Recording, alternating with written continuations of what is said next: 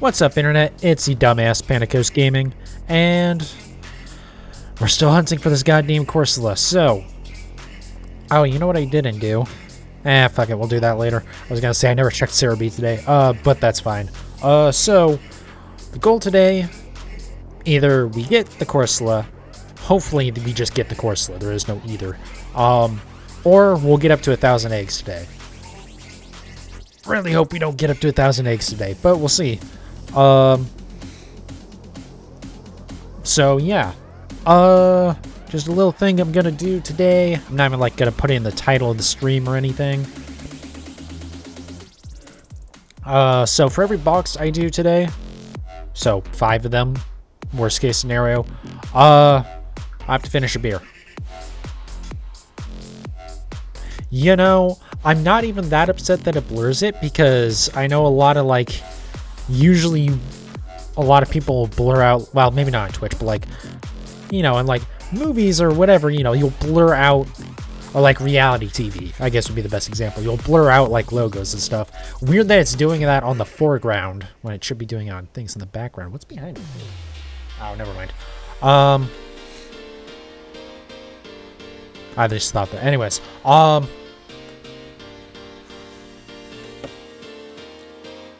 so yeah, so it'll probably be like half an hour per beer or something like that. We'll see.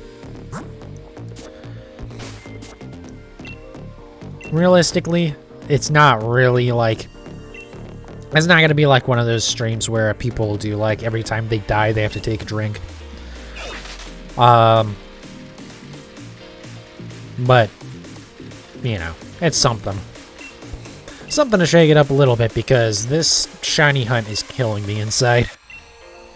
So let's, you know, actually kill myself inside, I guess.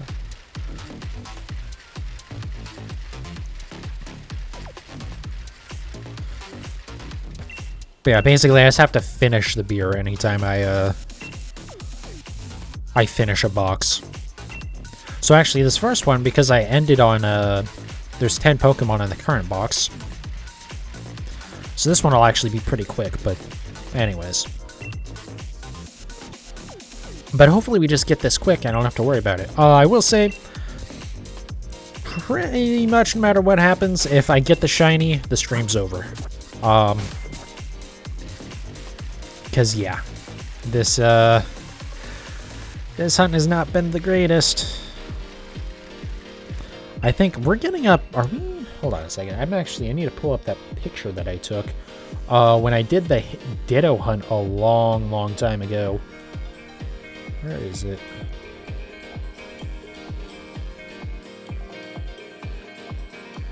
Oh, so we actually have had worse luck now than we had when I tried to get the Ditto that one time.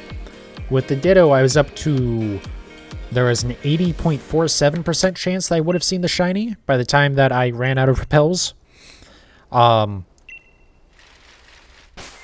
Whereas on this one, we're now at an 81.01% chance that I should have seen the shiny by now. So that's fun.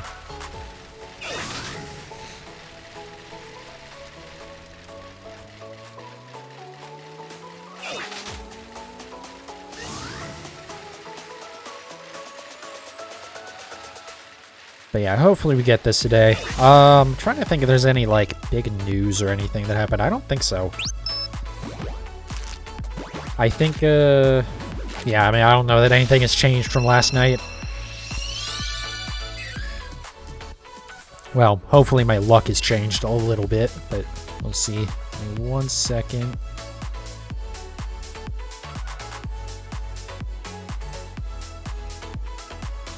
Okay, there we go. I hit Alt-Tab and the wrong window came up, and I was confused for a second. It makes sense why I did it. It popped up with the counter program, because technically that was in the foreground before, not OBS. So it's just weird when that popped up when I Alt-Tab to try and get back to OBS. Alright.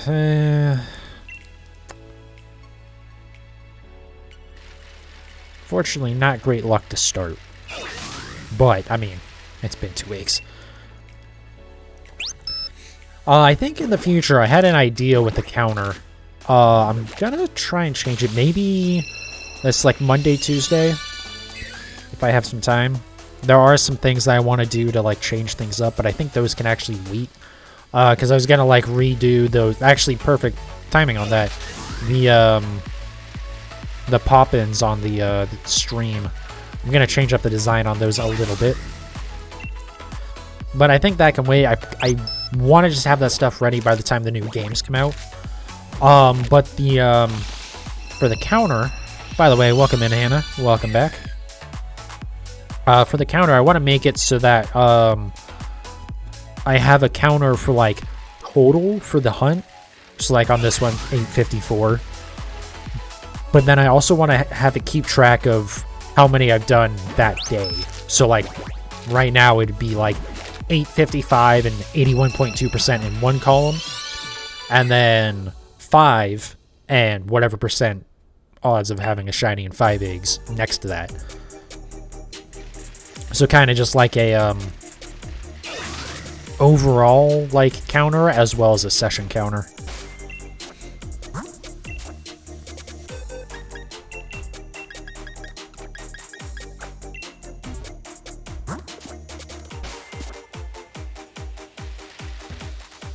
Also, yeah, Hannah, I don't even...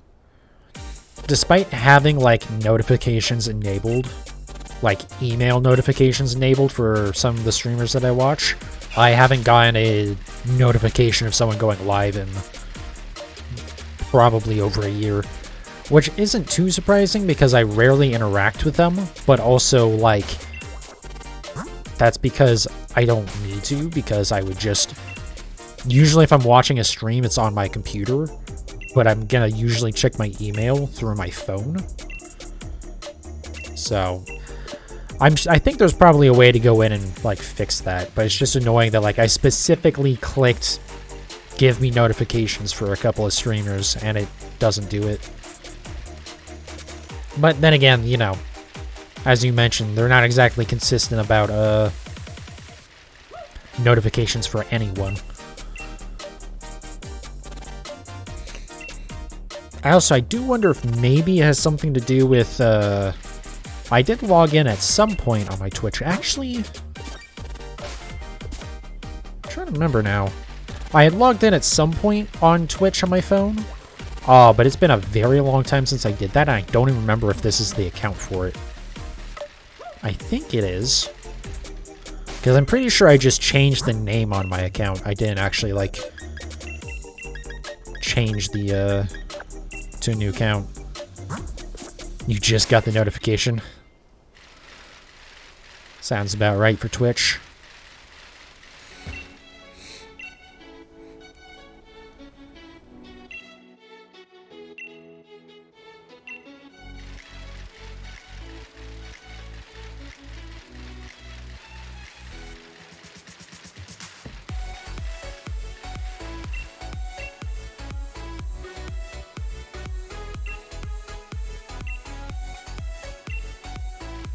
Set 5? I believe so, because he took the other 3 out, right? Yep.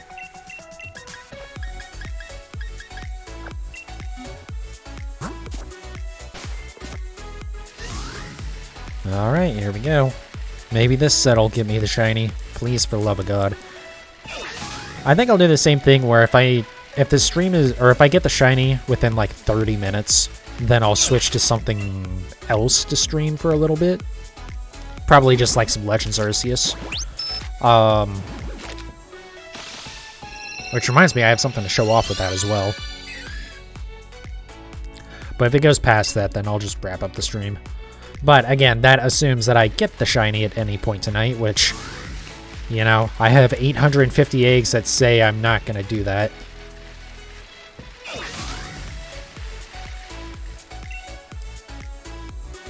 You subbed to one of your IRL friends while he was streaming because you had a Twitch Prime last night. After subbing, you got an ad immediately. I want to say... I don't know if this was just a rumor thing or if it was official, but I believe I heard something that Twitch Prime wasn't going to be ad-free anymore, which is incredibly fucking stupid, but, you know, it's Amazon and Twitch, so... Incredibly fucking stupid is about par for the course, especially Twitch lately. But yeah, I just use a VPN at this point and just pick a random Eastern European country. What I've noticed is that once you load into the stream, so you get past like the pre-roll ad basically, you can actually, like, I can turn off the VPN and I don't have another issue. The only thing is that if a streamer runs an ad during that when I'm not on the VPN, then I still get it, but that's not as bad. That's not as annoying because I think only one streamer I watch right now ever runs ads, and it's only when they go to the bathroom. And actually, I'm not even sure if they're still going to do that because they didn't used to do that at all. The only time they would run an ad was for a meme. But then there was like the rumors that partners were going to have to start running a lot more ads in order to keep their 70-30 split for subs. So they started doing it because it's like, yeah, well, I'm going to have to start, you know, working up to that if I want to keep my money. So it's like, all right, well, you have to do what you have to do. But being that they just announced that no one gets a 70-30 split anymore, everyone is going to be 50-50, which, I mean, might not be the end of the world, but literally you're hemorrhaging streamers to YouTube right now, and then you announce something that you know is going to piss off every single one of your big streamers. What the fuck are you guys thinking? But yeah, so they might not even be doing that anymore. Which would be hilarious because, like, Twitch was really trying hard to push for streamers to do more ads. Like, they were giving, like, just, like, a straight-up, like, massive bonus if you ran, like, 3 minutes of ads an hour. But the thing is, you have to do their, like, auto-ad playing shit, which... fuck off with that. Abso-fucking-lutely not. That is insanity that is a thing. Hey, you know this live streaming platform where, you know, at any moment something interesting could happen? Yeah, let's introduce an ad system where randomly you'll get ads that might potentially be covering content. Oh, by the way, our video player is so ancient and outdated that also there's no way to rewind during a stream. Yeah, that's a brilliant plan there, Twitch. Good job, guys. Unsurprisingly, a lot of people aren't even bothering with that.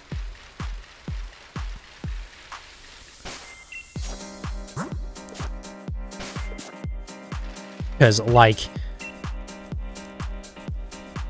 that would be so fucking infuriating if you miss content on a stream because a random ad pops up. Nah. And most streamers understand that too. Most streamers have understood that for a long time, that playing any ads is toxic as fuck. Because, what do you know? You play ads and, like, half your fucking viewers leave. So it's like...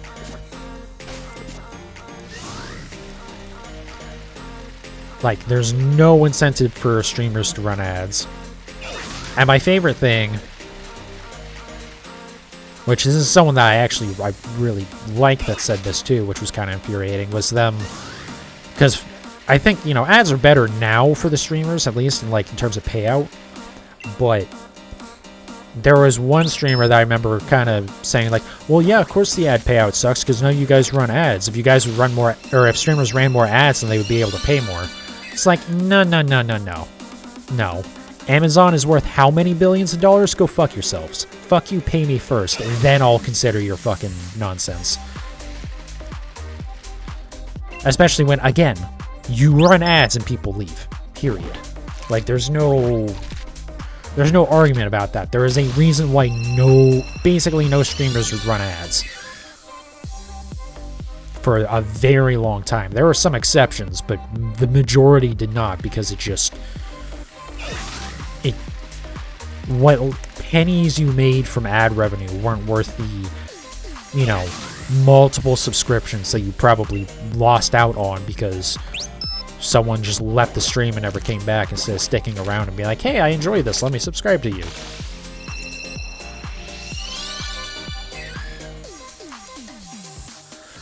But that's fine. Hopefully YouTube just keeps getting better. I can't believe I'm even saying that. But it has, I mean, it's slowly but surely YouTube has gotten better at live streaming. or for live streaming. So hopefully that just keeps happening, and Twitch gets forced to either figure its shit out or they can just get left behind. I mean, realistically right now, there's not really much competition for Twitch besides YouTube. And even that, I mean, until the last year or so, that's been basically meaningless.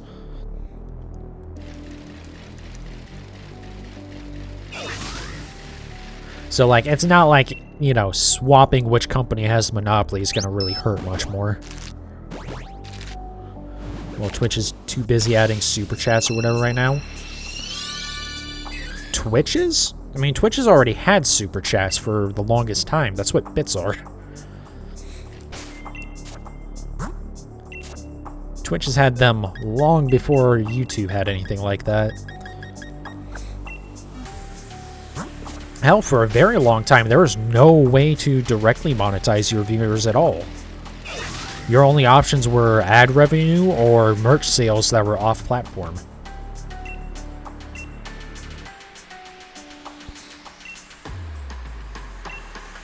It was only when, you know, Twitch started making stupid amounts of money. I think it was around the same time that Mixer also became a thing, that YouTube finally started, like, adding features like the membership, which is subscriptions, but, you know, subscriptions are already a thing on YouTube, just not paid. Anyways, but yeah, that and the super chats and stuff.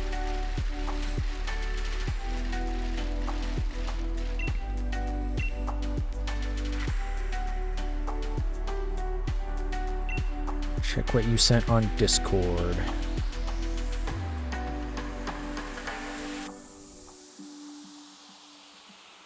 Wow, really? That is... Why? That's literally what bits are. How fucking stupid do you have to be to pay for that? Jesus Christ.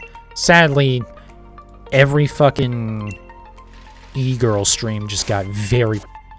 much more monetizable, I assume.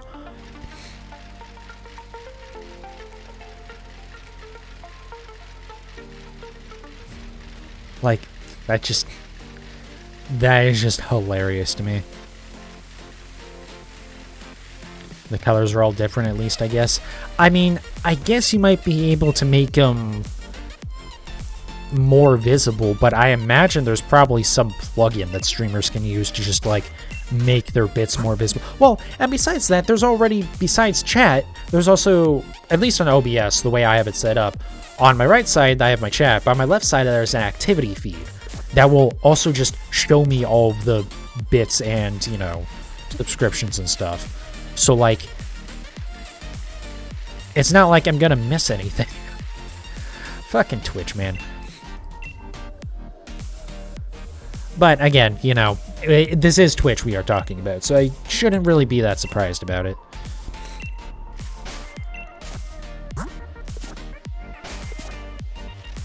I just don't understand why you would ever do that with Twitch. It also doesn't make any sense because, like, just from a purely, like, business standpoint, bits are a much better monetization. Because as toxic of a outlook as this is, the fact that you're changing the currency to, like, a virtual currency makes people way more likely to actually spend that currency. It makes it a lot easier to kind of dissociate how much money you're actually spending. Even though it's like 1 bit is 1 penny, but, like, you know, it just changing it to a different currency just kind of messes with it and makes it easier to spend money.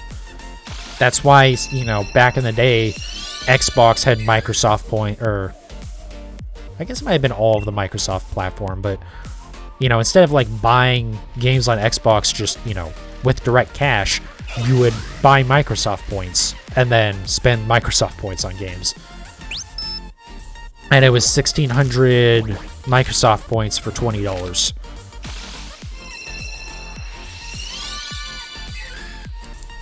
And the entire point of that was just, again, it adds that extra layer in your brain where you don't... It makes it harder to think about how much you're spending.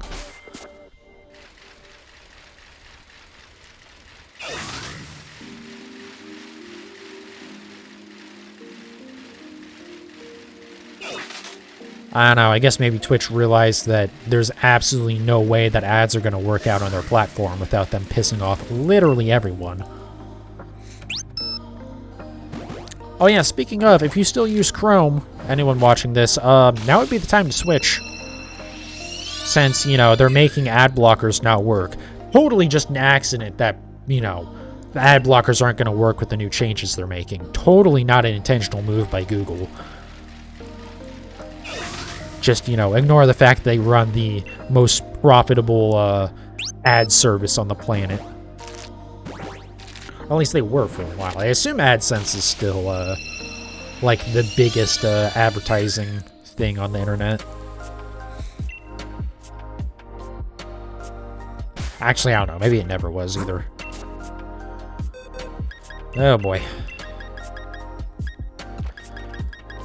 But, yeah, I think everything Chromium, so that's Chrome, but also I think like Microsoft Edge, stuff like that.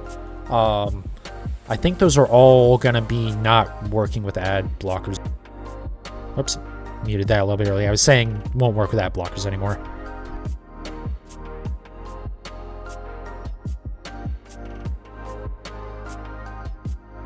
Alright, there's no way I'm finishing that in one go.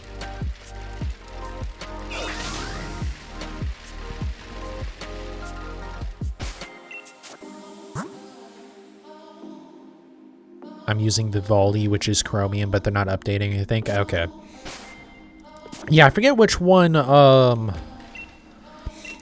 there might be some Chromium things that still work fine.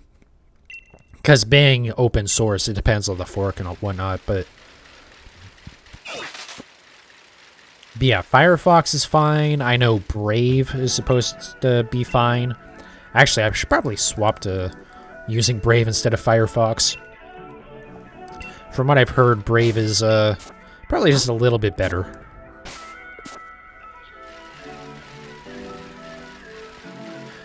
But yeah, I would assume that Edge is gonna be, because Edge is Chromium now. I would assume that's gonna probably follow suit, because why would Microsoft not do that? But yeah, the main thing is don't use Chrome anymore.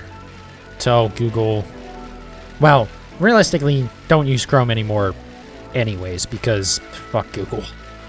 But especially because the other thing is also just, you know, convenient timing on this. Google and YouTube are now testing running 5 to 10 unskippable ads at the beginning of YouTube videos. Because nothing says enjoyable like having to watch like 8 minutes of ads before watching a 5-minute video. Yeah.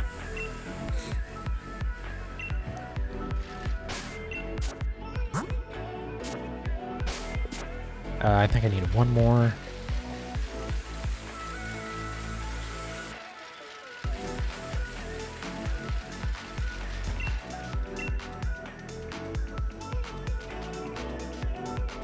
Though I do still find it funny that despite this, you know, again, very convenient and not at all about, hold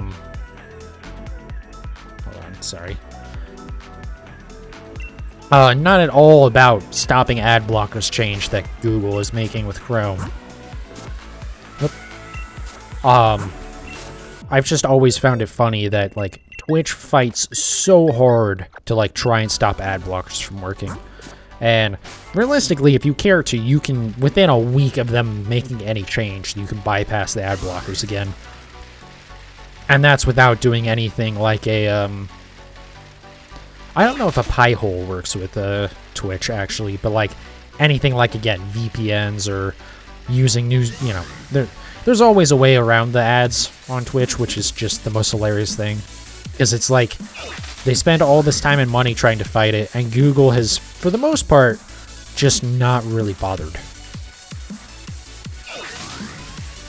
Of course, they keep trying to shove more and more ads into their platforms, which then causes more and more people to use AdBlock. Good idea there, guys.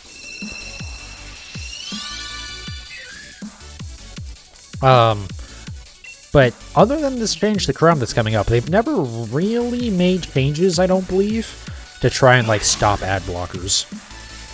Like, there's so many sites and things that'll pop up with the fucking, oh, turn off your ad blocker because we don't make revenue. It's like, go fuck yourself. Like, don't get me wrong. A lot of sites, like, let's say a news site or something, I don't mind, like, a banner ad at the top and a banner ad at the bottom or something. But so many websites, still to this day, but also especially in the past, would just litter the fucking page with ads. And it's just like, there are so many, like, malicious ads too that would try and give you fucking, you know, malware and stuff. And it's just like, it's just stupid not to run an ad blocker. Like, even if I, you know, again, I'm fine with, like, a news website or something. Autoplay video ads. Yeah, like, autoplay video shit is annoying as fuck. Like, there's plenty of bad shit, but, like, I don't mind, you know, like, I get that a news site needs to make money and ads are the easiest way for them to do that, usually.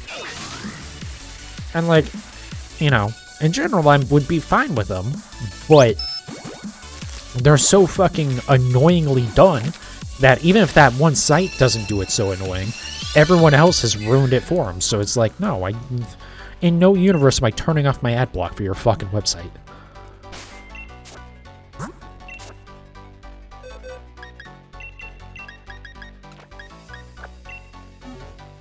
Like, even besides ads being annoying, it's just like, it's a stupid thing to do.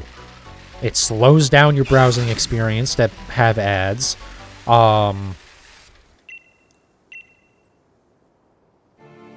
know, again, the malware issue. Just making it a pain in the ass just to read the fucking article.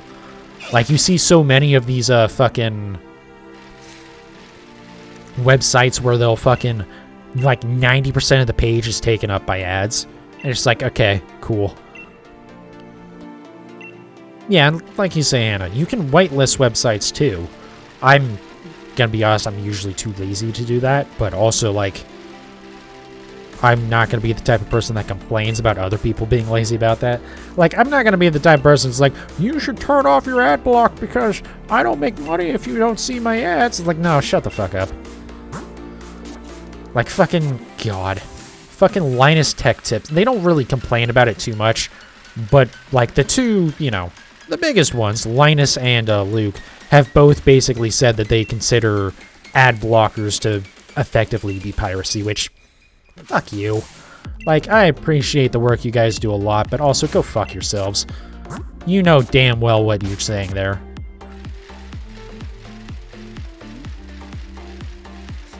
Like, yes, in theory, you should probably whitelist the sites that you care about, but again, it's like,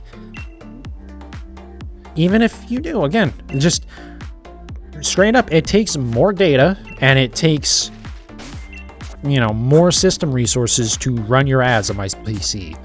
So, like, can imagine they both personally use ad blockers. Oh, I almost guarantee they do.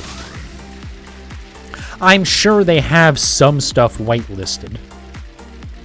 In fact, it'd be very, very weird if Luke doesn't have something whitelisted, because he literally runs their own video platform, which I don't know if they run ads, but they're like, I think they're subscription only on their video platform, FloatPane, which, like, to be clear, is the better way to do it. And I'm also, I do understand some of their point with saying that ad blocks are piracy. There's some paraphrasing going on here, by the way, but it's like, I get their point is that, like, you know, the content creator is not making money off their content. Like, I get that, but again, just don't expect to make money on ads. There's, like, anything any content creator should understand. Just, you won't make money on ads. Anything you do make is a bonus, because anyone with any brain cells is going to run an ad blocker, and you can't. It's nice when people do turn it off, when they whitelist it or whatever, but you shouldn't expect it. Especially because, again, you have Twitch and YouTube are trying to shove more and more ads in, and it just makes the experience worse and worse. Why would someone willingly make their experience worse when installing a single plugin makes the experience 1,000 times better.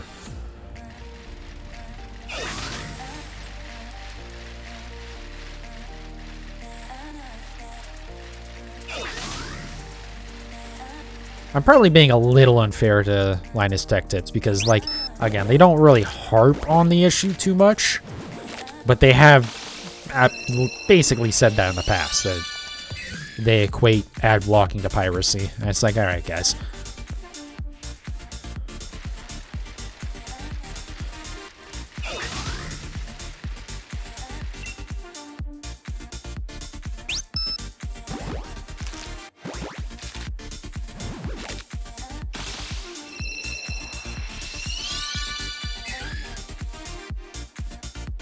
One day we'll get this shiny. One day. I wonder what'll happen first. Me running out of things to bitch about on every stream? Or me getting this shiny?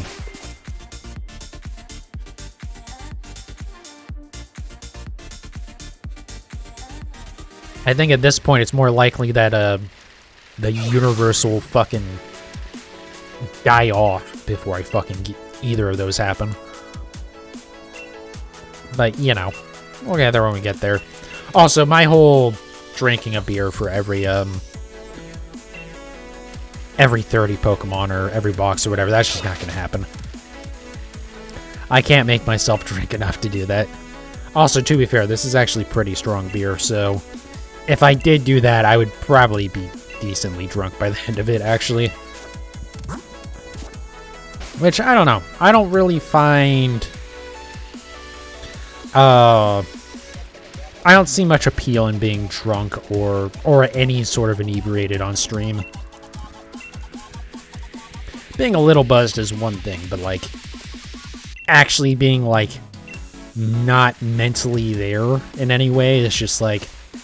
It just seems like that's asking for a lot of trouble.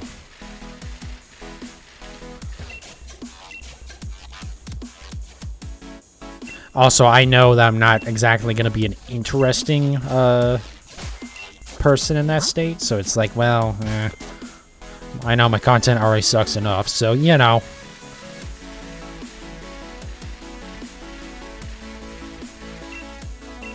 But, hey, hopefully we get this, and then I can celebrate by having more beers that I was already going to have. Anyways. Was that 5? Hey, that was 5. Fortunately, so far tonight, the egg spawning has been pretty decent. I only had, what, the one time that I had to pull eggs out of the party?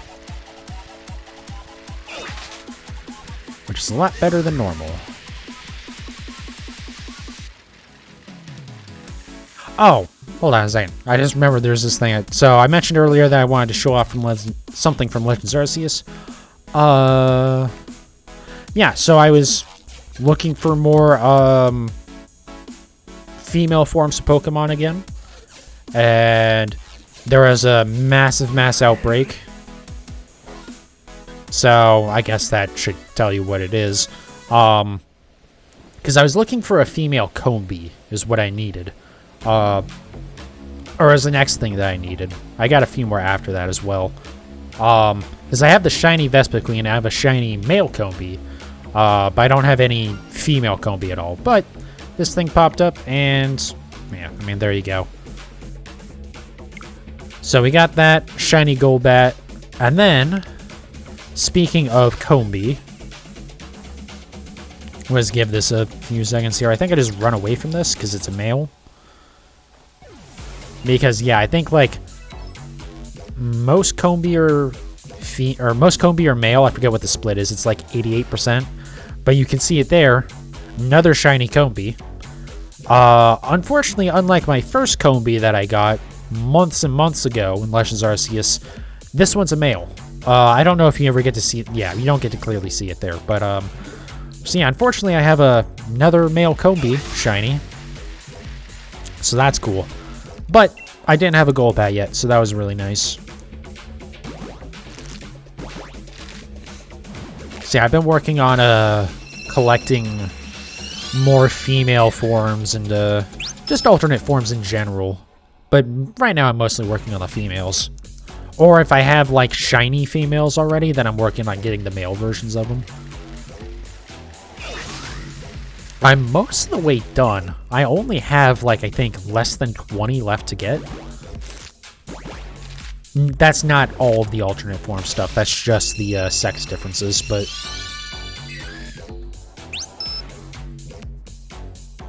I'm trying to think... I don't think anything else has really changed with that.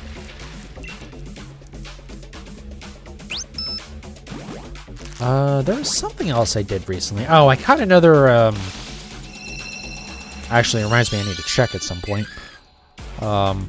Check Pokemon Go again, that is. But I got another Furfrou in Pokemon Go, so that's good. I have 2. I just need, 2 more, and then hopefully, eventually, there will one day be an event where you can get all of the Furfrou forms from, like, any region, instead of, like, them being region-locked, which is really... It's annoying, but also, it's Pokemon Go. Hopefully, now that you can do that with Pokemon Go, because it used to be a Furfrou in Gen 6 when it was introduced, if you tried to move them into Pokemon Bank or anything, they would no matter what form they had, they would revert back to their base form. I think even if you put them in the box, they would revert back to the base form, actually. I could be wrong on that.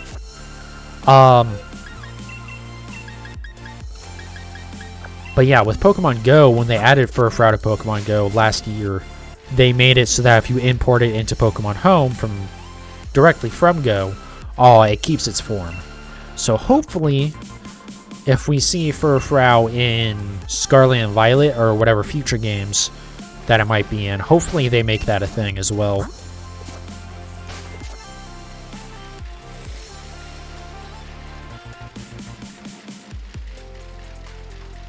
But if not, we'll see.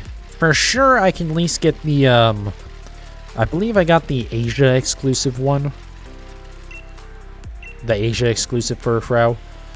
So I can turn one of those Furfrou that I have into the Americas exclusive one, and then put that up for trade for the European one, which should go pretty easily. But the other 3 that I still need are the ones that are exclusive to Egypt, France, and Japan, specifically. I think Japan is the 3rd one. Japan shouldn't be too hard to get. France, gonna be a little bit harder. Egypt, oh boy. I guess what I could do is I could use a location spoofer on my phone. I've just never messed with that before, and I kind of don't want to unless I have to. So we'll see what happens there. I would just have to be very careful about how I do that, basically.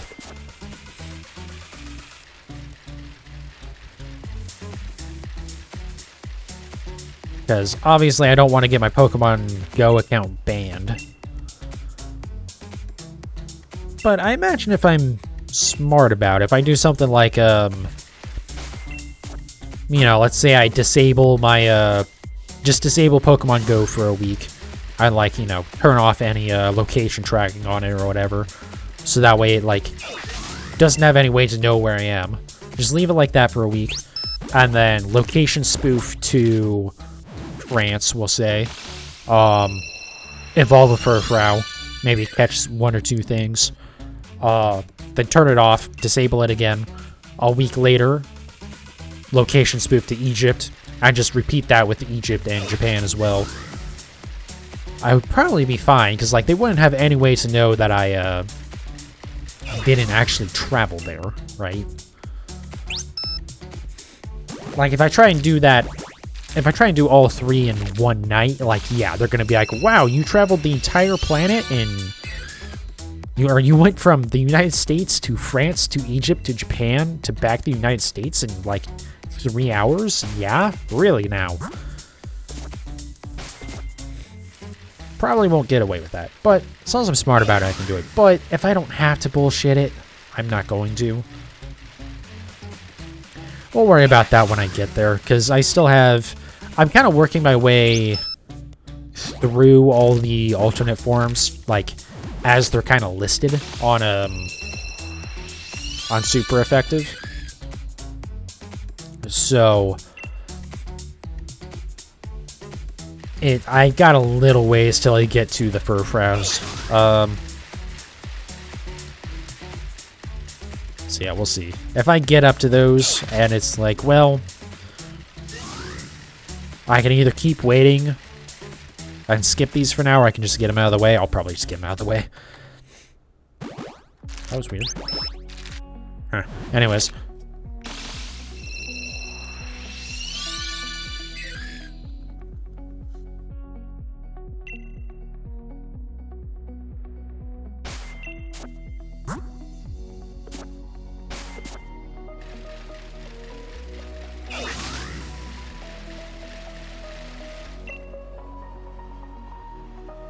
Something I should check. Let me pop open Firefox, pop back into OBS so that way I don't, miss this.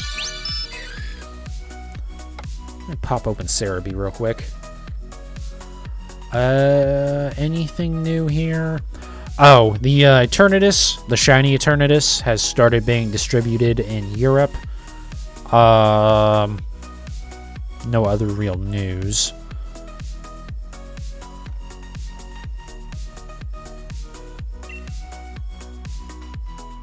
I've already... Oh, I was going to check. I don't remember if Oricorio from Gen 7 Alola. I don't know if that has been confirmed in Scarlet and Violet yet. Is this one you can get for me, or do you need to bring console? Oh, you mean the Eternitus? Well, I already got the Eternitus in the US, so I don't need you to get this one for me, but thank you.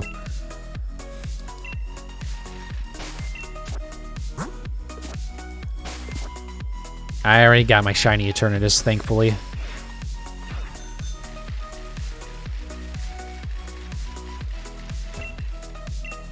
But yeah, actually, that event was easier for me than it was for you to get the other mythics, because they just like give you a code card for it. Like, they don't even have to like print out a receipt or anything. So in theory, I could actually go around and get like multiple codes and stuff. I just go to different GameStops and be like, hey, you guys have a code? Hell, honestly, I could probably go to the same GameStop. It's just in case that's the same staff there. But if it's different staff, they would have no idea. But, like, I don't actually care enough.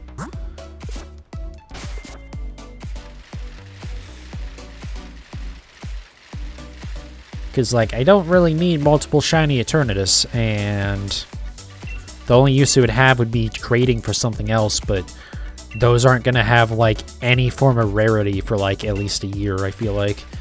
Probably because there's a lot of people that are going to do exactly what I just said. Hey, thank you, Kirito. I appreciate the follow. Welcome to the stream.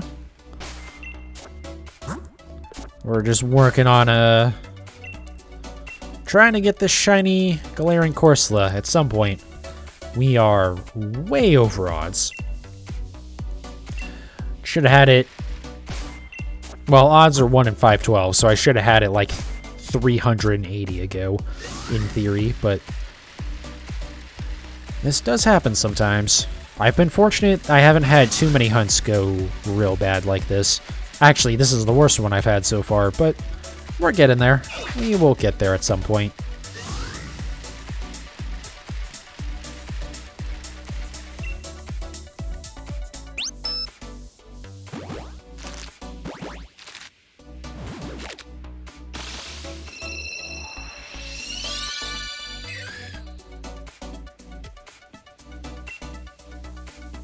Also, fun story about that, I think I now, that should unlock, being able to VIP people in chat. Because Well, at least according to Twitch now, I have 50 followers, which is awesome. Thank you everyone who has followed. I do appreciate it. That number isn't exactly accurate, I don't think, because it...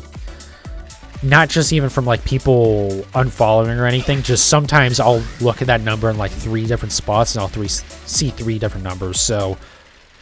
Not exactly the most accurate thing, but I haven't seen it actually say 50 yet, so that's awesome. In theory, that's also the number that I need for affiliate, but I need more consistent viewers. Does banning someone who followed you still count? I believe so. I think that dude I banned a long time ago that, like, followed and then immediately begged for a trade. Yeah, I think they're still followed, actually.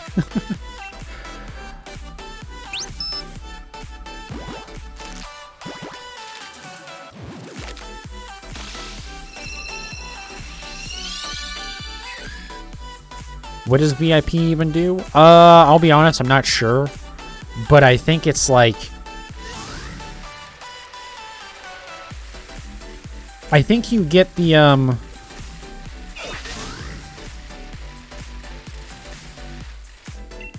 Kirito? By pseudo-breeding, do you mean Masuda method? If so, yes. I have Shiny Charm, and I'm breeding with, 2 Pokemon that are from different languages, which is, yeah. So yes, I do have Masuda method going. Otherwise, the odds would be 1 in 1366 right now, instead of 1 in 512.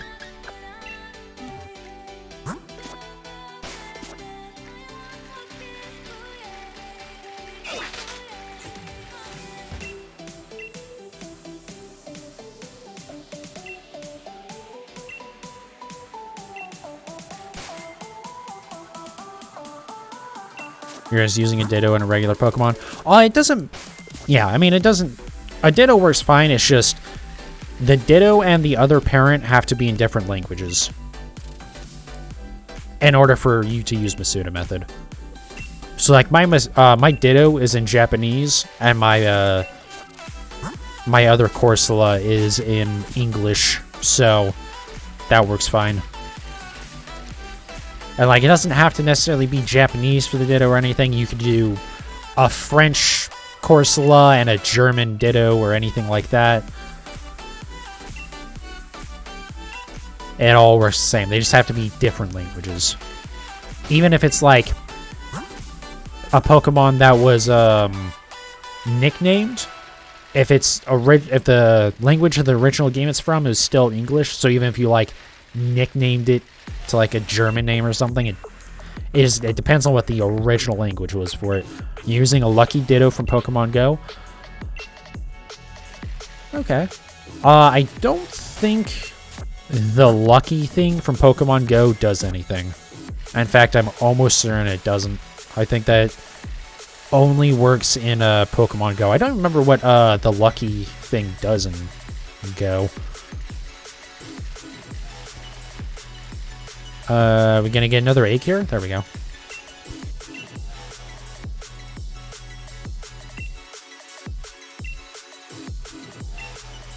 Yeah, I don't even think... I think I had... At some point, I had 1 Lucky Pokemon in Go. Lucky is the thing you get from trading? I believe so. Which is why I probably only had the 1 of them. But I don't think I have that 1 anymore. I think I released it or traded it or something. Or, like, sent it to Pokemon Home.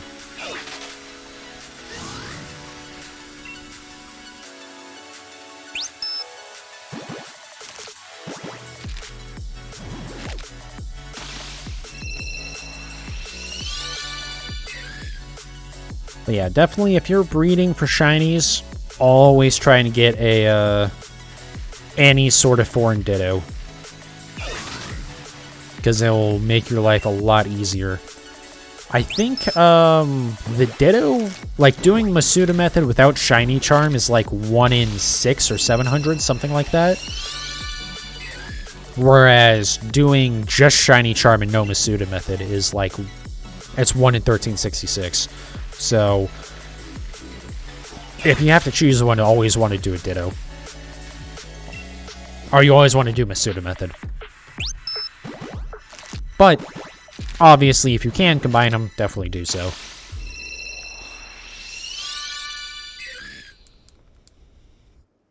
You can't find a foreign Ditto? If you have Pokemon Home, just use the GTS. And just... Usually there's a bunch of Dittos on there that are just like... It'll just be, you know, like a Japanese Ditto, and they just want a Ditto in return. Like any Ditto in return.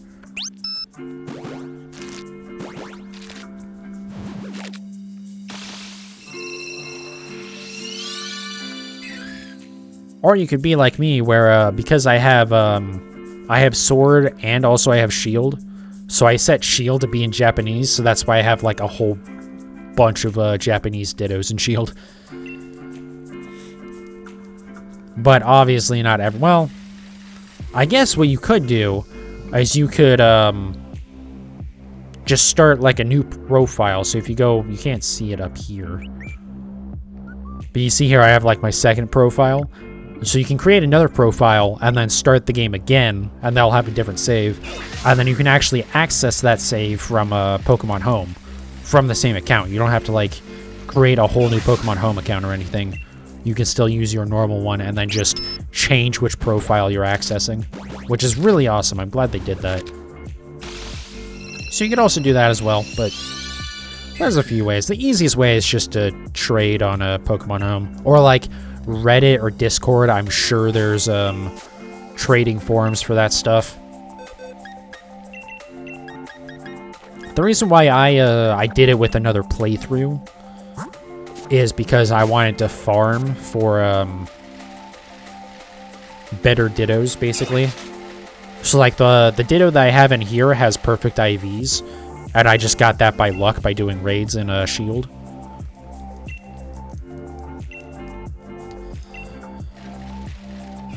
But if you don't care about stats, if you're just trying to find shinies, then just, you know, anything will work. The ones that you'll find on Pokemon Home are usually not going to have great stats, because there's so many people trying to get those that, like, they'll just get snapped up instantly. But and, I mean, you know, you can also go for more questionable routes if you want to, like, generate something or whatever, but we'll not get too much into that. A lot of the Twitch channels that'll do, like, hacked Pokemon and stuff, they won't even actually give you a foreign Ditto. They'll just be like, hey, we don't give perfect Dittos or foreign Dittos or anything, so just deal with it.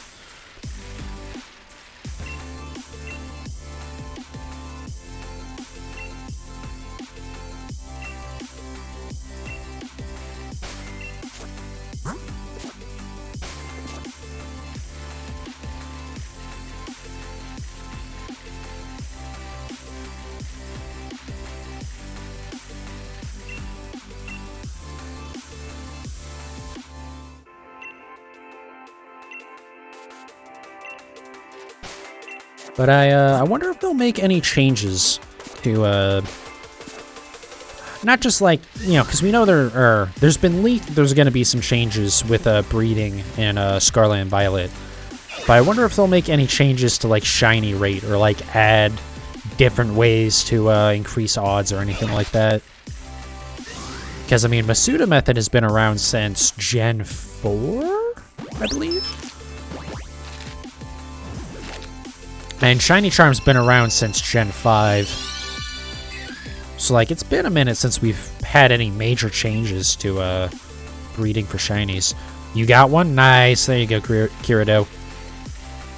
Do you need a Shiny Charm to make it work? No. Shiny Charm does help. That's what'll actually get you to the 1 in 512 odds.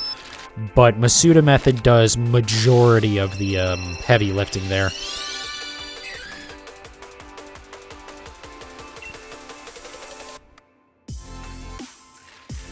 Like I said, I think just the Masuda method by itself without the Shiny Charm gets you, like, it's like 1 in 6 or 700 odds. So it's most of it. As opposed to, like, you know, 1 in 4,000 odds for just base Shiny rate.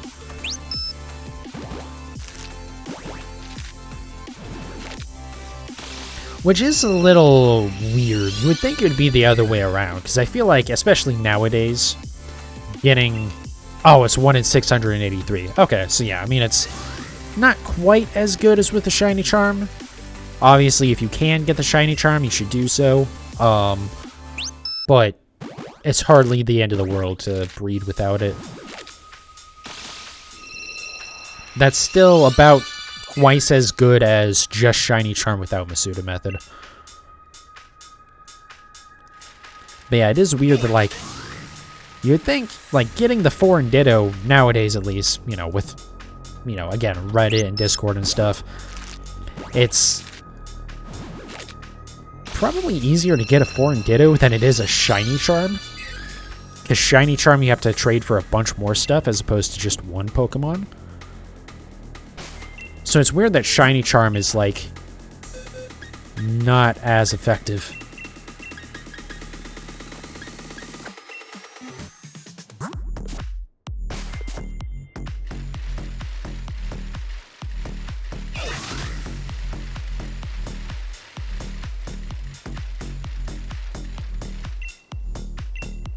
Yeah, they should be swapped. I mean, I think, well, again, when Masuda method was introduced, I think the shiny odds were still 1 in 8,000 base odds, and Shiny Charm didn't exist. So it's not surprising.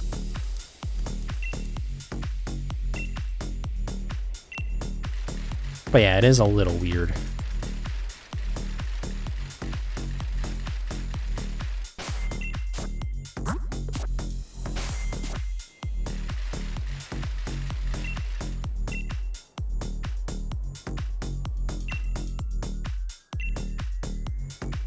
But I will say, they are, it's at least consistent in how effective, can't speak, I'm not even that drunk yet. They are consistent in how effective the Shiny Charm is. Like with Dynamax Adventures, it's, instead of being 1 in 300, it's 1 in 100 odds for shinies with the Shiny Charm. Which I know makes sense with how the how those odds are calculated. Because stuff like Masuda method and like Shiny Charm and stuff, they don't reduce it from 1 in 4,000. They add, so they don't, like, reduce the 4,000 to, like, 512. They add to the front of that. So, like, Shiny Charm, instead of being 1 in 4,000, whatever the odds are, it's 3 in 4,000, whatever the odds are.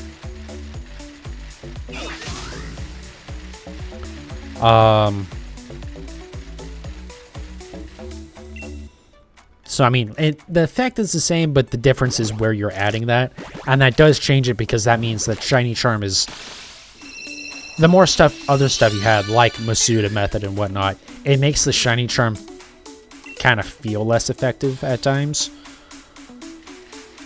Gen 4, it was 1 in 8,192. And then became 1 in 1,638 with Masuda method. Makes sense.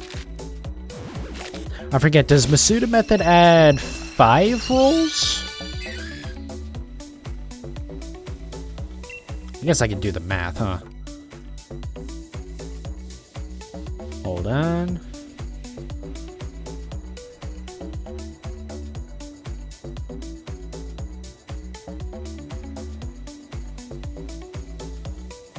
It did in Gen 4. Okay, so I was right.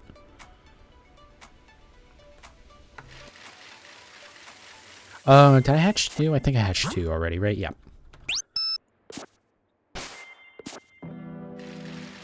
It did in Gen 4. It does 6 for the games after. Oh, interesting. I didn't realize they made it better in the later games. Didn't they introduce the Shiny Charm in Gen 5 too? Also, didn't they...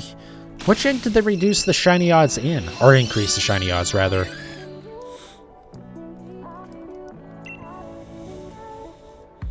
So it's 6 and 4. Oh, okay.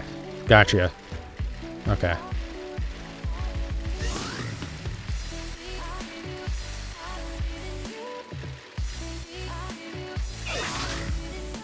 Waiting for eggs takes forever. Yep.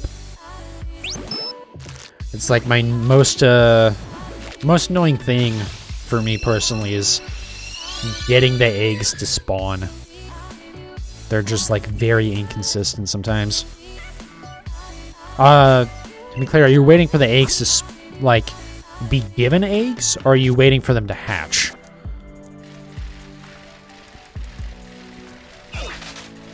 They changed it to 4000 Gen 6. Gotcha. I was wondering when it was. I knew it wasn't 7. I knew it was either 5 or 6 they did that.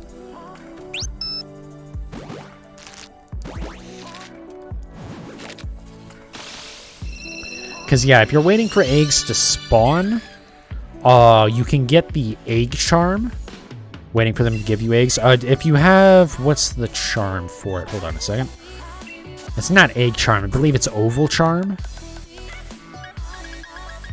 Where is it? Yeah, so if you get the oval charm, which I believe... the director dude that gives you the shiny charm in Sir Chester, they're also the ones that give you the oval charm. And that will increase the rate at which you get eggs. It's still a little inconsistent at times, but it definitely speeds it up. Unfortunately, I don't remember exactly where in Sir Chester you get the charms from. They're in like the hotel, but I don't remember which one.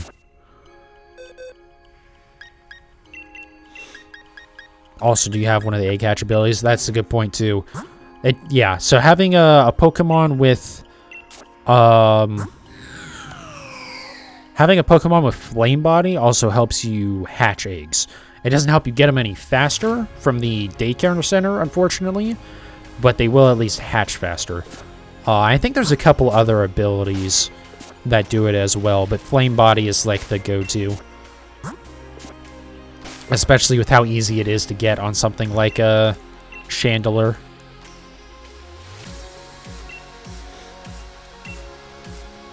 But yeah, unfortunately, the egg charm is pretty much the only way to get more eggs.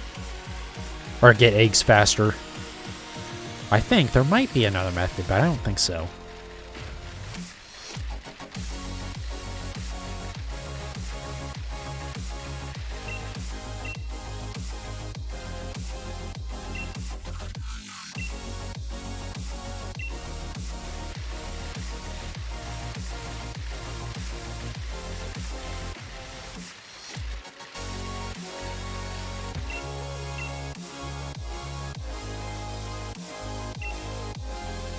Magma Armor, Flame Body, and Steam Engine. Oh, okay, there they are. But yeah, I mean, there's a few Pokemon with each of those. Also, Steam Engine, that's the one that Colossal has, right? The one that speeds you up if you get hit by a Water-type move?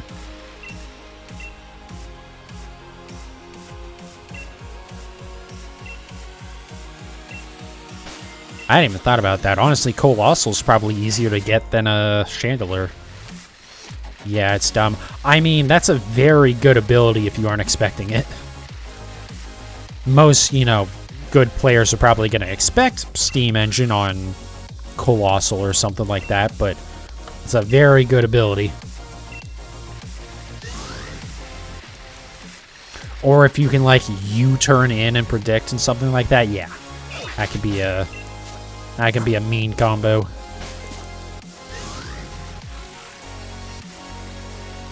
Now, of course, that requires said Water-type move not killing you, but... Yeah, with weakness policy, too. Just don't die. Also, is Colossal... I think Colossal is Rock Fire, right? So that might not be the best one to try and do that strategy with, being that it takes ×4, but...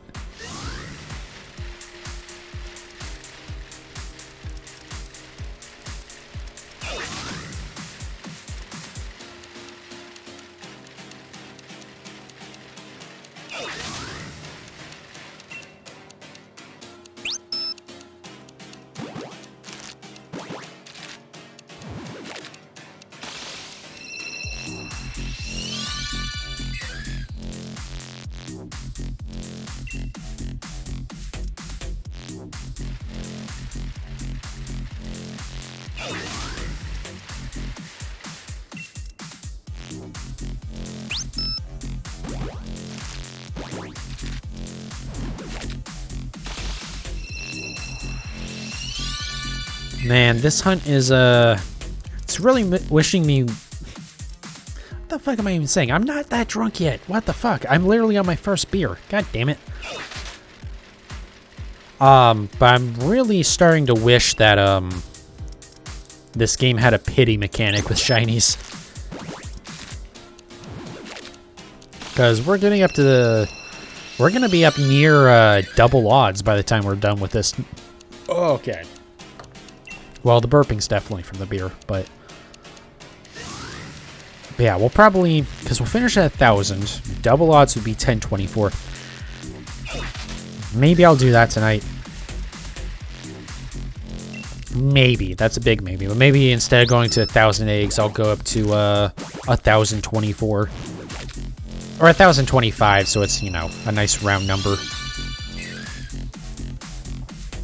Or round in terms of how I put stuff into boxes. I should have enough boxes for that. I hope so.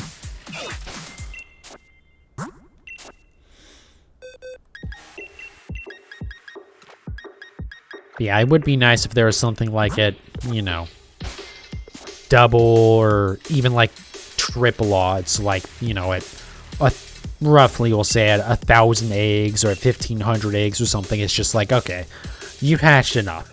Here's your shiny. You don't have to do this anymore.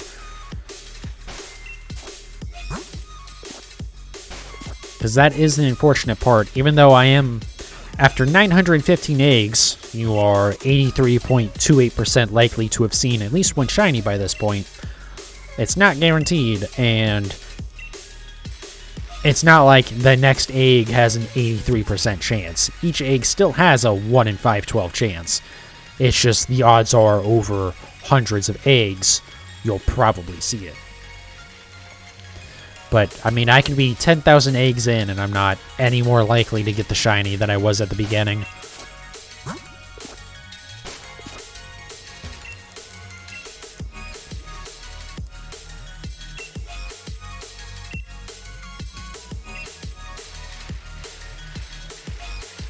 But hopefully we get this tonight. That would be really nice.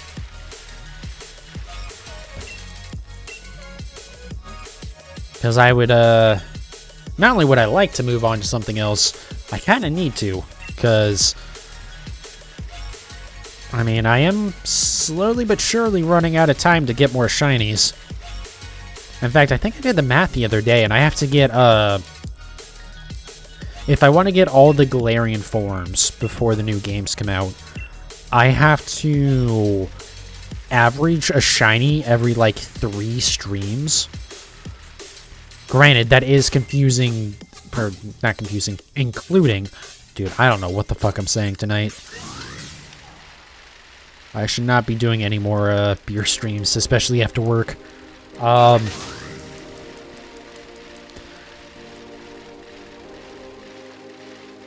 I know, I forgot what I was going to say. Wow.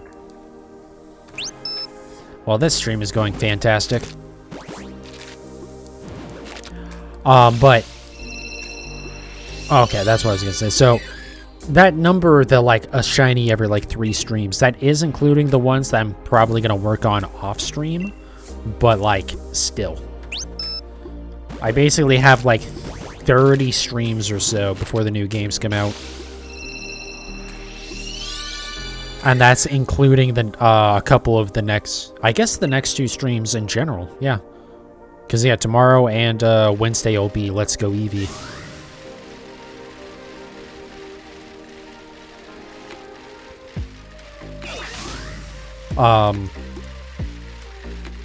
Yeah, I don't have much time left to get Galarian forms, and I would really like to get those.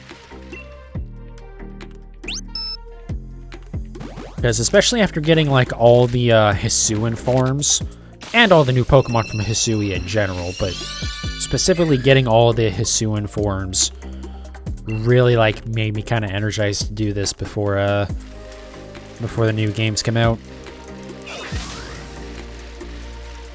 And then, first things first, after beating the games, or the game, because I'm not going to buy both, most likely. But after I beat the game, get my shiny charm, we're going to work on getting all the Paldean forms, which, For sure we know of one. Because we know Paldean Wooper's a thing. We don't know if it's going to be Paldean Quagmire or... Quagmire or Quagsire? Whichever one it is. I might be mixing it up with a Family Guy character. But yeah, we don't know if that's going to be a Paldean form or if it's going to be Paldean Wooper and then just like a completely new evolution after that. But we'll see. If the leaks are correct, getting all the Paldean forms is not going to take very long. We'll leave it at that. But then after that, we'll just work on getting all the new Paldean Pokemon. Depending on how they are. I will say that. Because, like, if it's like a Sword and Shield where the only way to get shiny egg Pokemon is through basically trading in the fossil items over and over and over and over and over and over and over and over and over again. If it's like that again, I probably won't do those, at least right off the rip. I'll probably get everything else. Do we have one egg? Jesus Christ. Hey, can we spawn more eggs, please? Like I said earlier, very inconsistent with spawning eggs.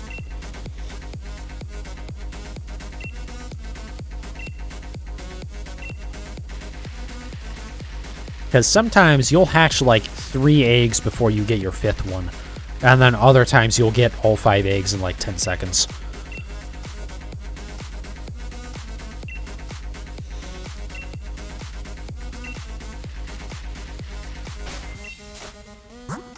But yeah, I can't wait for the new games to come out. All the new Pokemon to shiny hunt. All the new Pokemon to hunt for in general. Because I'll have to refinish my living decks. It's gonna be a lot of fun. And I mean, so far from what we've seen, the games do look good. Graphically, probably not stellar. I'm sure the frame rate won't be great. Though I will say, graphically, it does look at least a little bit better than when they first showed it off. Oh, hey, speaking of hatching shit before you get all your fucking eggs. Oh, this is so annoying when this happens. One of these days, I'm actually going to look it up to see if this, if the mechanic about speeding up the other eggs is actually a thing. I swear to God, I remember seeing that. I don't remember how it works. If it's just like a random chance or if it's guaranteed or whatever. And I really should before like I keep talking about it, but I just like never bother to do so.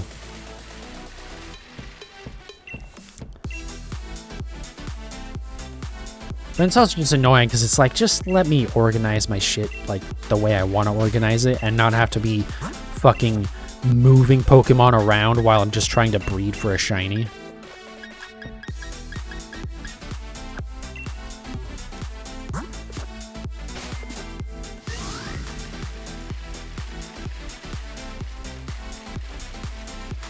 Oh, I should probably do that since one of them hatched.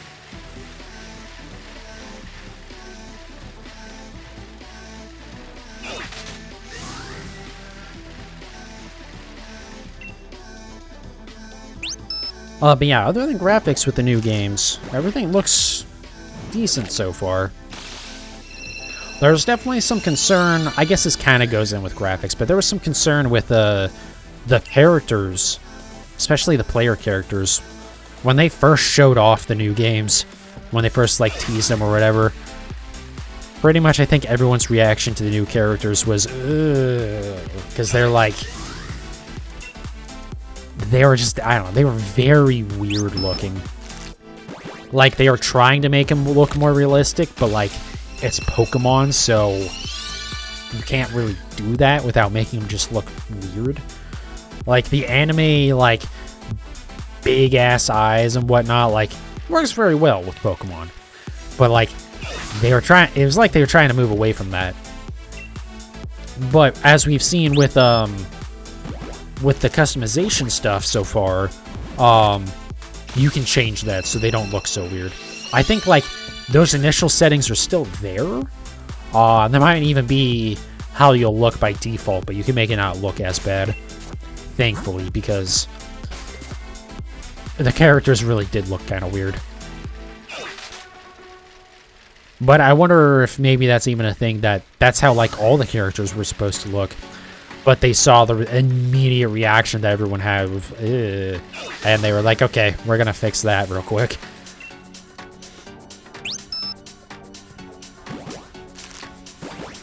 I would like to think Game Freak is reacting positively to criticism, but then again, I'd also like to think they would understand that that was not a great idea to begin with, so who knows.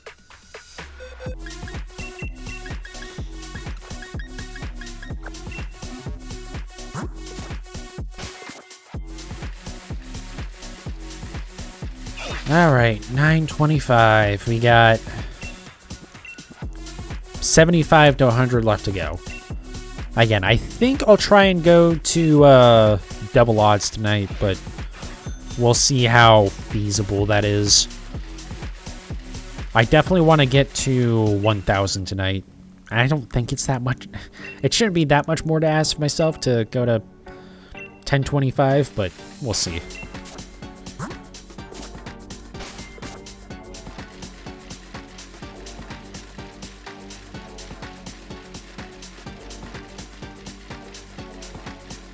And technically, I don't have to be to work until like an hour later than normal tomorrow.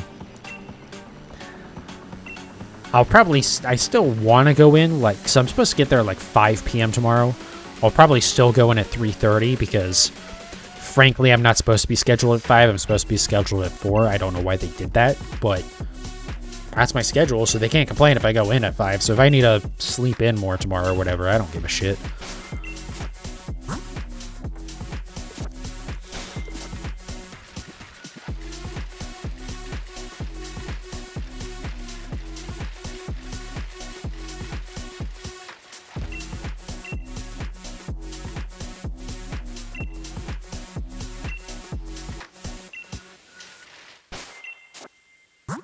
Alright, there we go. Another set of eggs. Here we go. I just want to check something real quick. I'm pretty sure I have enough boxes here. Yeah, it'll be 930, 960, 990. Yeah, okay, we got enough boxes. Barely, but we'll have enough. I'll have to go in and clean out boxes again tonight. And hopefully not forget like last time. But I've been pretty good. I've been playing, I mean, pretty much after every stream I've been playing some more Pokemon. Just working on like off-stream shiny hunts or working on alternate forms, stuff like that. One of these days, I'm going to continue my second playthrough of Legends Arceus. So I can eventually get the alternate form of Enamoris. I am so very much not looking forward to catching Thundurus again. Oh, that was such a painful hunt to do. I think Thundurus was the one in the coastlands, the one on the water. The other two shouldn't be too bad, but that Thundurus is just, there's no way to get around that sucking. I think I heard at some point while I was playing Legends Arceus that, or like after I caught Thundurus, I heard that you, if you use smoke bombs on the water, it still works. You're still like hidden, even though you're riding on a Basculegion, so I don't understand how that makes any sense, but maybe I'll try that. I'm not expecting much to come from it though, but again, I gotta play through the entire game again. I think I've only got to the Mire Lands on this second playthrough.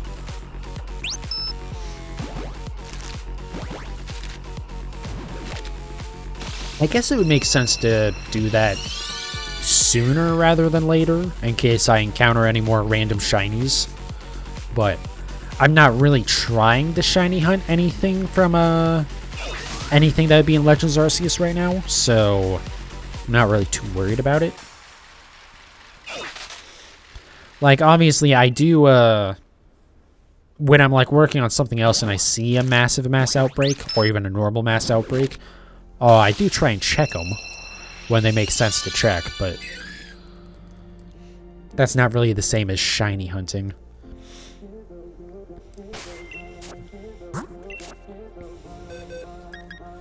Honestly, if I was smart, I would go hunt down a physical copy of Legends Arceus at some point. Actually, maybe not, because I was going to say I could do that and then play an unupdated copy of the game in order to do the shiny hunting trick with mass outbreaks that they patched out, but the problem is I think I would have to uninstall my digital copy, which would break my main save, so maybe not. Maybe I'll just never do that then. Unless I get like another Switch or something. Or another Switch, a new Switch, and then I can like use the old one for other shit.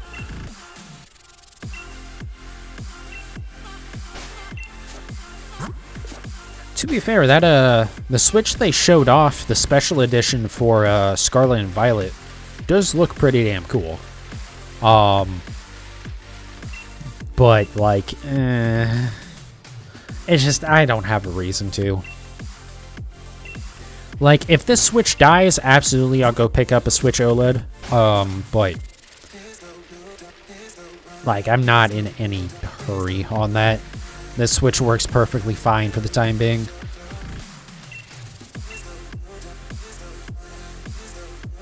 Also, the funny thing is that special edition Switch doesn't come with either of the games. Which is just, like, so stupid. Any other special edition console comes with a copy of the game that's a special edition for. And then there's Nintendo that's just like, fuck you.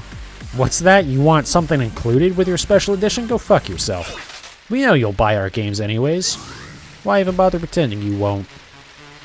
And they're not entirely wrong, but also, fuck you, Nintendo.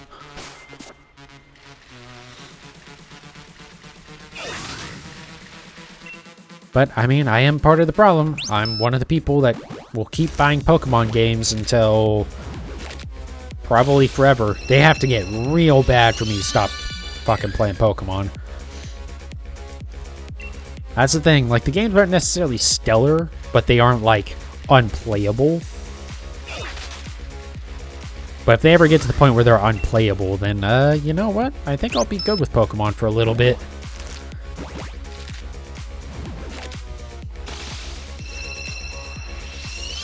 But I don't expect that to ever be an issue, to be honest. As low as my expectations are of, like,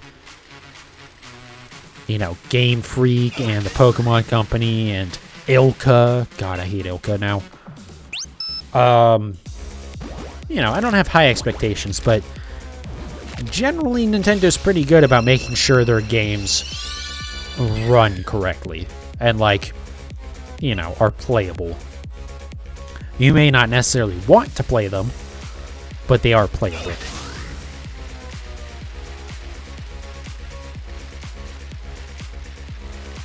Even when there is, like, a glitch, it's usually not something that impedes your ability to play. It's usually something like, you know, like the dupe glitch in BDSP. Granted, it does happen sometimes where there's an issue with the game.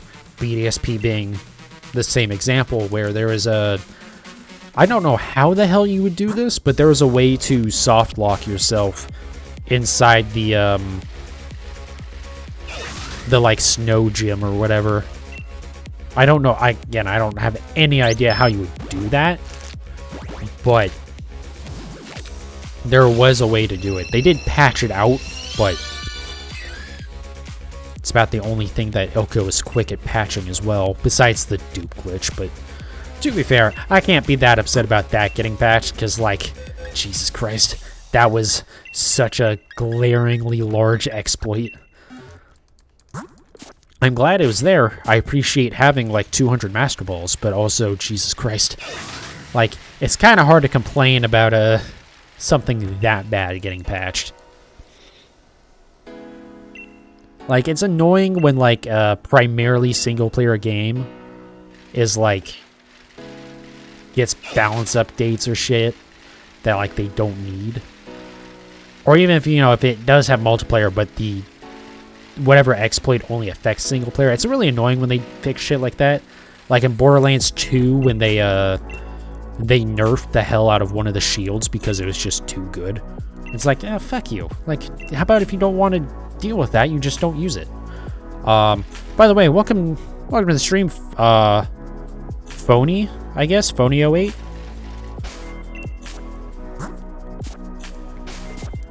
Welcome in. Whose emote is that? That's pretty cute. Oh, it's one of the Twitch emotes, I guess. But yeah, welcome in. We're just doing some shiny hunting tonight. Hopefully I can eventually get my shiny Galarian Corsola. But yeah, as I was saying, like, patching out exploits in, like, single-player content is always kind of annoying because it's like, just, you know, let people play the game. Like, who cares? It's single-player. It doesn't affect anyone else. But that also was, that was a pretty massive exploit that we kind of knew was going to get fixed. You're hunting as well? Nice. Well, I hope you have good luck, or at least better luck than I've had so far.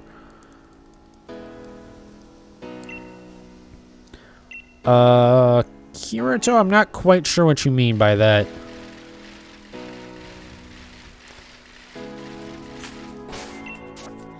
Like, I can tell you're saying you're already on some amount of, eggs, but I don't know, something's getting lost there and mistyping or something. You're hunting for Pikachu on Platinum? Oh, good luck.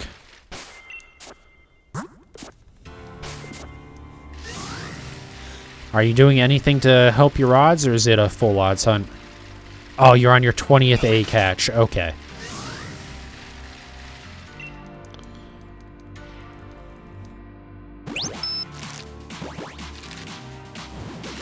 Well, don't worry. I'm sure you'll have better luck than I've been having. 936 eggs on a best possible odds hunt is not great.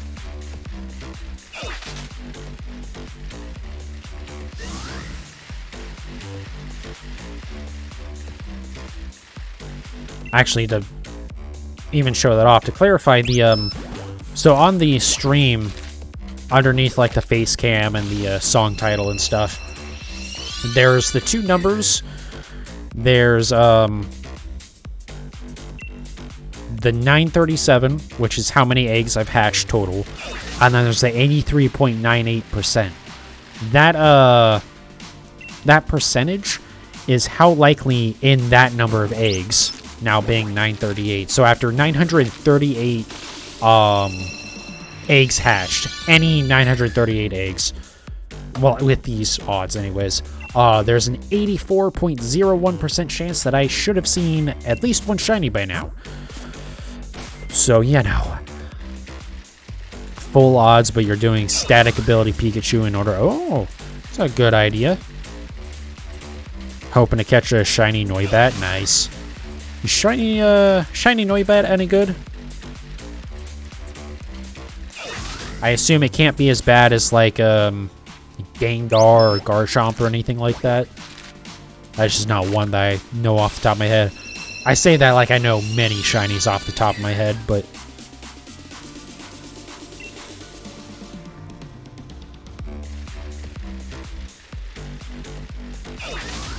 yeah, I don't really mess with encounter hunts too often. But I need to remember, if I do ever do that, to remember if there's like abilities that make certain Pokemon more likely, like static, or I think there's a couple others like that for some of the different typings as well. 940, okay.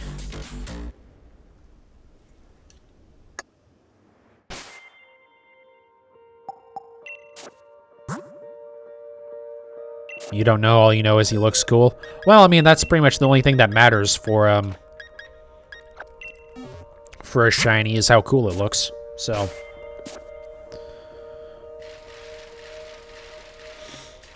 you assume it's another one that goes purple to pink. But yeah, it's blue. Okay. Dyslexia kicking your butt. Oh, no worries, man. Especially with like a keyboard. Like I did actually look and I saw that since W is next to S and O is next to I was like, oh, okay. All you know is. It makes perfect sense.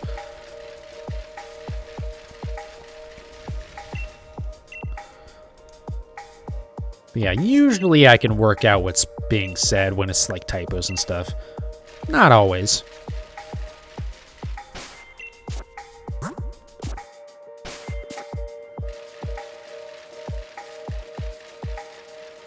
And trust me, half the time I can't even speak clearly, so I'm not too worried about someone's text being a little fat-fingered.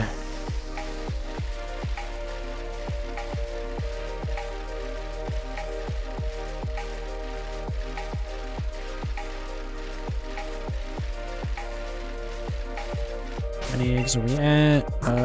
3. We'll do a couple more loops here.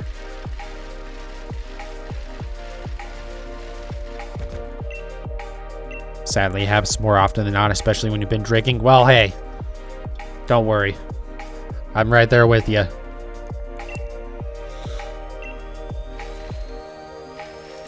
Which actually reminds me I should open another beer at some point here, but I just finished that one. We'll be fine for a little bit. Oh.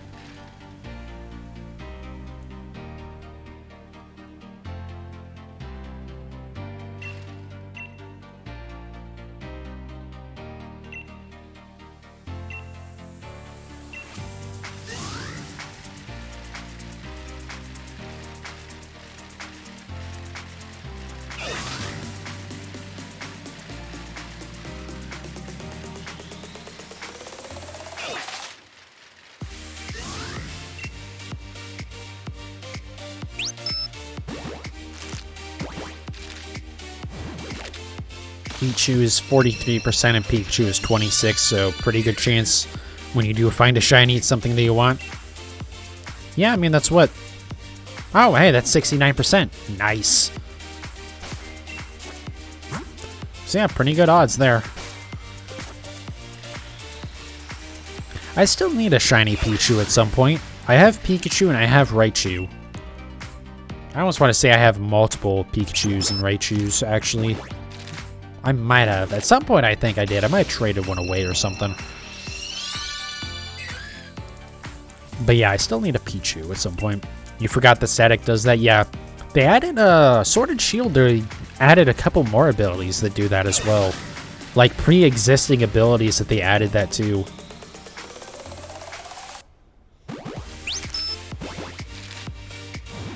What's your odds on the shiny Noibat? I think... Hannah, or Meme Man anyways, they said it earlier, it's like 1 in 682 or something. Sorry, I'm scrolling. 1 in 683 was the odds.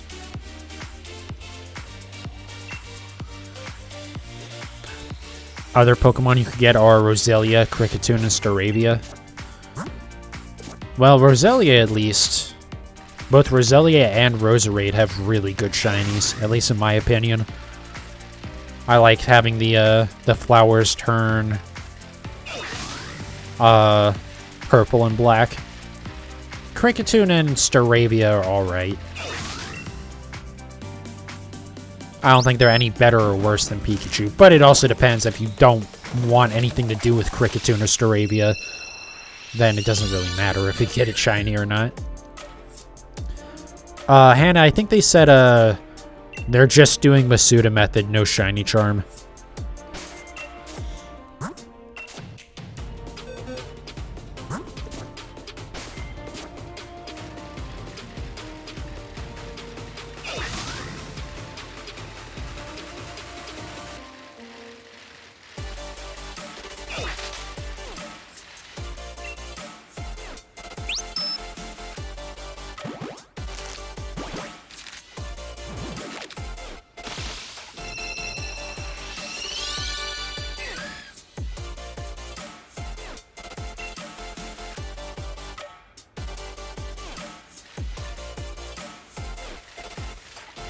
It'll take shiny Staravia because it's your fave bird, but you don't want the whoop. Yeah, I fucking love that cry. Don't care at all about Cricketune or Cricketot, but that whoops, you fucked up. That cry is so fantastic.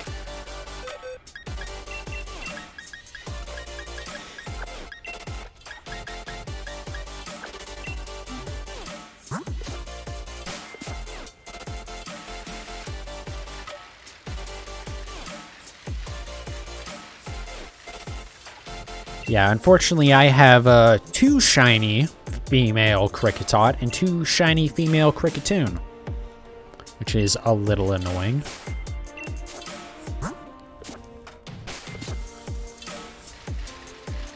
Like, if I'm gonna have multiples, I would at least like them to be, you know, the different sexes so I can get the ever so slightly different forms of them, but oh well. It is what it is. Being that those are in Legends Arceus, it's not like it's going to be terribly difficult to get more of them. Alright, let's go ahead and pull these out. A whole, like, 10 seconds into this set.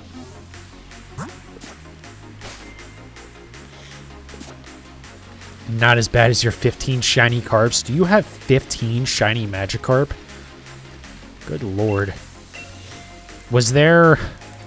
Do you play Pokemon Go at all? And/or was Magikarp ever a community day in Pokemon Go? You do? Okay. Is that why? The calm day? Because, yeah, that would do it. Back before they nerfed the incense to all hell.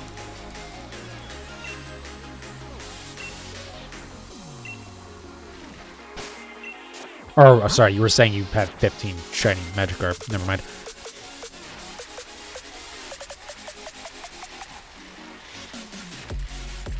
Oh, New Year's raid dens. That's a good point. I forgot about that. Yeah, I think I got one Magikarp from that, and then my Gyarados is from the 3DS version of Pokemon Crystal, actually. They like guaranteed Gyarados from the Lake of Rage.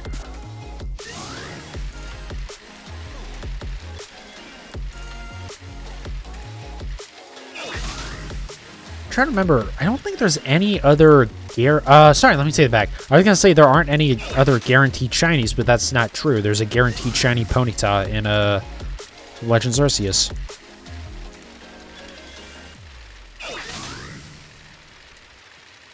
I wonder if they'll ever do that again. Have like a guaranteed shiny just to like as like a tutorial type thing. I did really like they did that in Legends Arceus. You want that Gyarados, you can get very high shiny A-Gods in Gen 2. Yeah. Yeah, if they ever... I don't really have an interest in getting another charger for my 3DS so I can take advantage of that, but if they ever bring the Gen 2 games to like Nintendo Switch Online or even just sell it in the eShop or anything for the Switch, I will definitely take advantage of that. Being able to abuse the, like, the fact that a shiny Pokemon in Gen 2 is more likely to shine, or if you breed with a shiny Pokemon in Gen 2, because the shininess is based off the stats, you're more likely to get another shiny by breeding with one. I think they get ridiculously low too, right? I know they're like sub 1 in 100. I don't remember how crazy it gets, but it's like, as far as I know, it might be the best possible odds you can get for shinies. It's just, you have to deal with breeding in Gen 2, but, you know.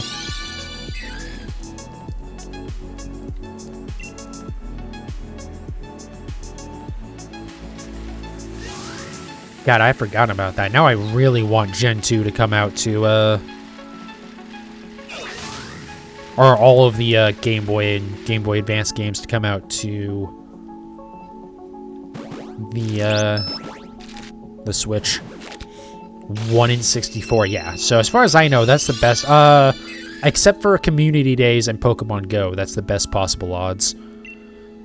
Calm Days are 1 in 25 or something fucking just insane like that.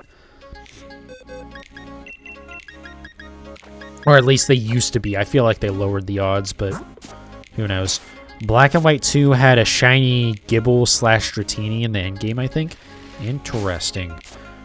Like, as something that you can catch. Because I know there's been a couple times where you can encounter a shiny Pokemon like as part of someone's team.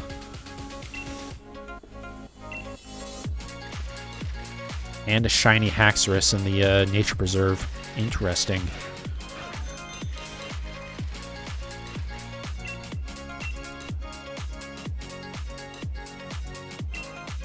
Yeah, like I said, I don't really have any interest in going back to the handheld titles, but Friend Safari is the best odds past Gen 5. No, it's not. Not even close to the best odds since Gen 5. Because Let's Go Pikachu and Eevee gets down to like the low 1 in 200s. BDSP can get as low as 1 in 99. And then Legends Arceus is like Outbreaks are low 100s, or high 100s, I believe. And Massive Mass Outbreaks are like high 200s as well. 1 in 200. Yeah, it's pretty much all the Switch titles have had really good ways to shiny hunt. How do you get BDSP to 99? If you Poke Radar chain in BDSP, if you get to a chain of 40, you have 1 in 99 odds of any of the grass spots that are shaking to be shiny. Which actually, it's even better than that, because since it spawns 4 spots, it's actually closer to like 1 in 25. I'm horrible at that. Well, to be fair, I guess in the original Gen 4 games it wasn't as bad, but in BDSP it sucks, because even if you do everything right, so if you go to the furthest away grass spot and you catch the Pokemon in it, you still only have, or there's still a 7% chance of failure, meaning that you did absolutely nothing wrong and there's still a 7% chance that your chain just breaks, because fuck you, that's why. Which is really annoying.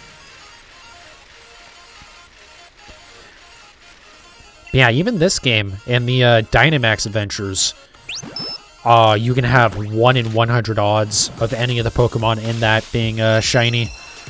Pokeradar, Ditto Stream, PDS. God, I have so much trauma from that, I can't even say the goddamn acronym for it, okay? Can we not bring that up again, please?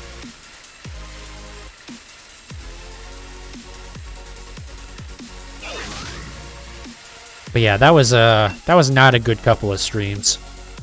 Well, the first stream is fine, and then by the end of the second stream, I was, yeah, not a good time.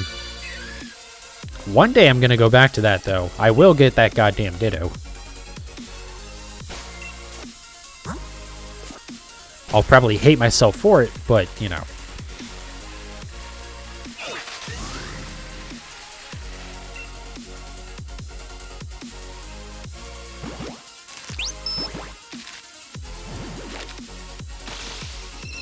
If you want to encounter hunt in Gen 4, you also radar because you see 4 patches. Yeah, I believe you can chain.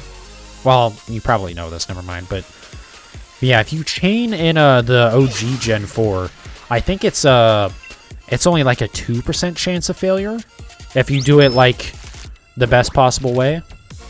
So I don't know why they changed that in BDSP, but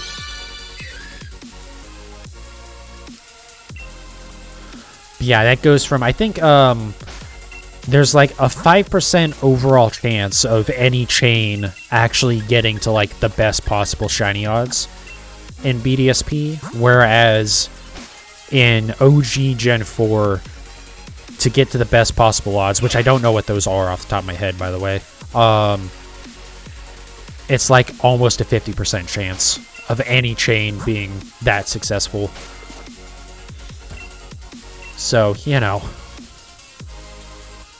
fun times.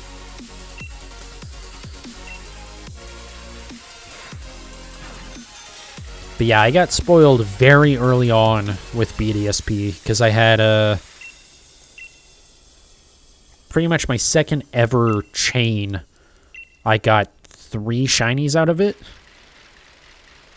which was just absurdly lucky. And then it only took, I think my next chain was also successful, and I got like another different shiny as well. And then I very quickly learned how not fun that actually was. Because, you know, having only 5% of your attempts even, like, possible to give you the best odds is, not great.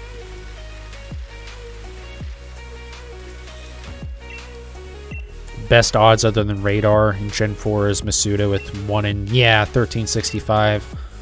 No, yeah, never mind, that sounds right. I was thinking, I was like, wait a second, no, isn't that, just the shiny charm odds? But no, that's because that's before they lowered the base shiny rate, so that makes sense.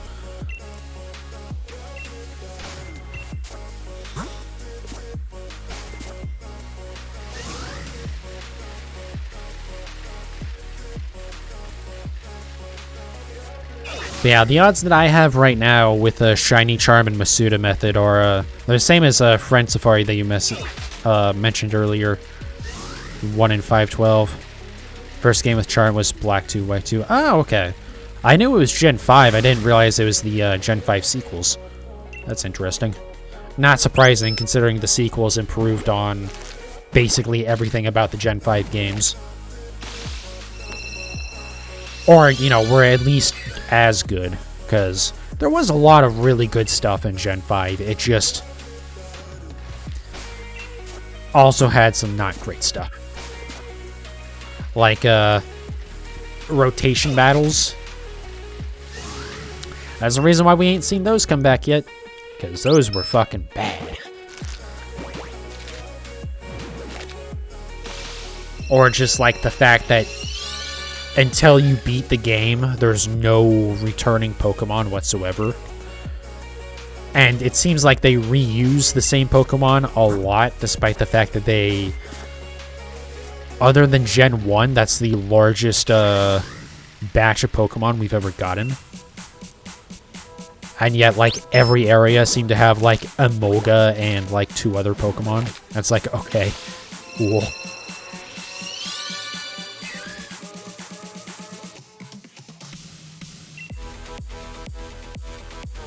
No Pikachu at all in Gen 5 unless you transfer one up. Really? I didn't realize it wasn't in at all. I thought it was, I assumed it was just a, post-game thing. Where they don't show up until after you beat the game. But that wouldn't surprise me again. Gen 5 was... There was so much good they did, and it's a shame they never brought it back, some of the good things they did. Although, even some of the good things they did, they really missed the mark with. Like the Black and White 2 having difficulty modes, but the only way to get them is to beat the game first, and then one version only has hard mode and the other version only has easy mode, and you have to like basically trade for the other one, which was just so weird. They did one event, but you can't ever catch one. Oh, that's why I didn't even think about that. Because there's actually an the DNS exploit in Gen 5 and Gen 4 actually, but I think it's easier to do in Gen 5, or it's like less finicky, where you you can basically access all the old events just by like changing what server your DS or 3DS is connecting to. So I ended up with like a bunch of the event Pokemon from Gen 5. I released most of those because I just don't see a reason to keep them. You love the DNS exploit. You got the member card and Oaks letter on Platinum. Nice. Yeah, I mean, the mythic stuff I don't care about. Like, the mythics, or I don't care about them being, like, exploits, because it's like, well, you know, how about you just let me access them, guys? Like, my Victini, actually, I think my Victini and my Living Dex is from Pokemon Go, but before that, it was from the DNS exploit, and, like, technically it's an exploit, but also it's a mythic that's only been in an event, so, like, I don't care. But yeah, some of them, like, you know, the Pikachus that I got, or the Mewtwo and stuff like that, it's like, I don't need those. I think the only stuff I still have from doing that is my shiny Dialga, my shiny Palkia, and my shiny Tyranitar, which was originally a, it was originally a Larvitar that I evolved. And there's something else. Oh, I think one of my Keldeo is as well. But eventually I'll replace those, I think. I'm just not in any hurry to. Because it is an exploit, but also it's like, I don't consider that on the same level as like, hey, thank you for the follow, man. I appreciate it. I don't consider it to be on the same level of exploit or cheating or whatever as like using one of the hacking websites to just generate a Pokemon or something. Like, you are still using an official console, you're using an official game, it's just, you know, you're taking advantage of the features within the console in the game to re-access a expired event.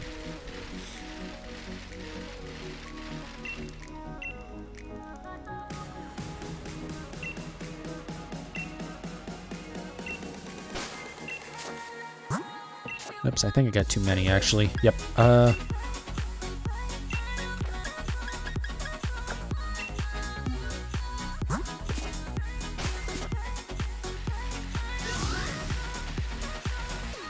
but yeah, eventually I'll replace those shinies. I'm just not in any hurry to.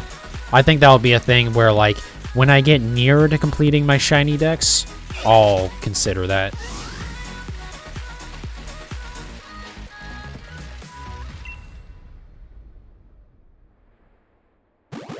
We also got the Arceus that... Oh, right, yeah, the Arceus for Heart Gold, Soul Silver. Yeah. Or, yeah, like you said, you transfer it into Heart Gold, Soul Silver, and you can pick one of the Sinnoh legendaries to get at level 1. I didn't know that was shiny huntable. That's not surprising, but I didn't know that. I will say, for all the things that Ilka did not do right with BDSP, I am very glad that they basically didn't shiny lock anything. 5-minute long resets, but I'll do it eventually. Oh, that would have to be full odds, huh? So that would have to be 1 in 8,000 odds. Yeah, I'm good on that. I already don't like full odds hunts, let alone 5 minutes of resetting in between.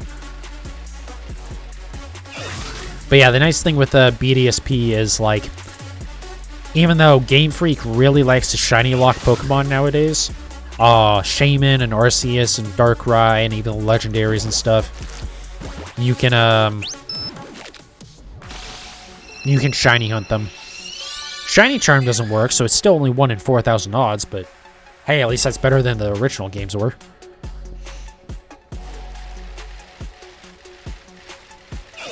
But yeah, the only stuff in BDSP that is shiny locked are the gift Mew and the gift Jirachi that you can get. Everything else is shiny huntable, which is awesome.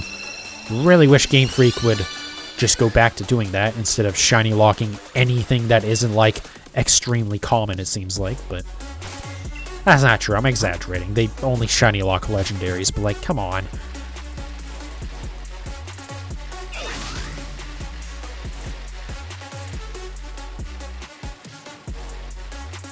Like, I shouldn't have to wait until whenever Game Freak is so gracious as to have an event for Shiny and Namorous to get that Pokemon shiny. Which, considering how long it took for us to get a shiny Eternitus, we'll probably get shiny Enamorus sometime in like 2024 or 2025. You know, not great.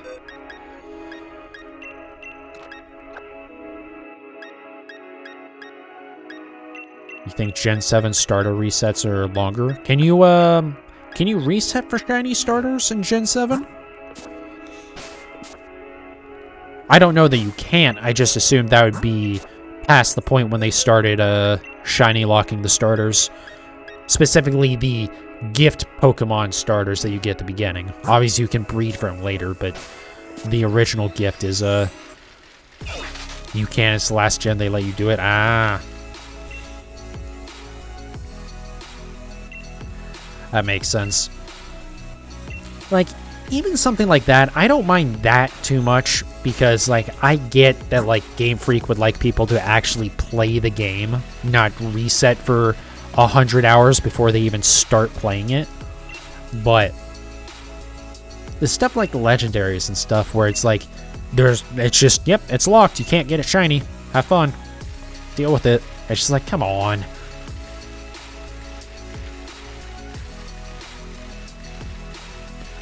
Like, I should not have to wait for an event to get Enamorus or, you know, Eternitus or Zacian and Zamazenta, Urshifu, stuff like that. And actually, sorry, take back what I said earlier about Eternitus, or that Enamorus will probably get in 24. We'll probably get that in 25 based on Enamorus, or Eternitus. God, there's too many similar named Pokemon.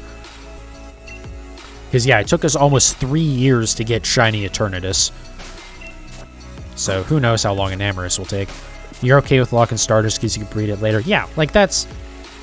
I don't mind specific methods or, like, very specific occasions being shiny locked.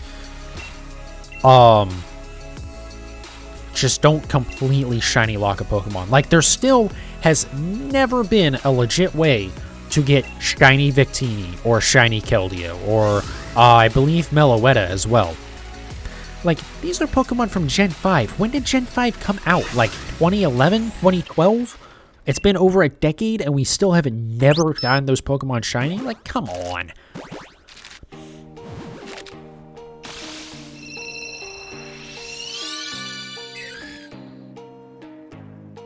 Also, let me take back something. I said earlier the only Pokemon that are shiny locked in BDSP are Mew and Jirachi.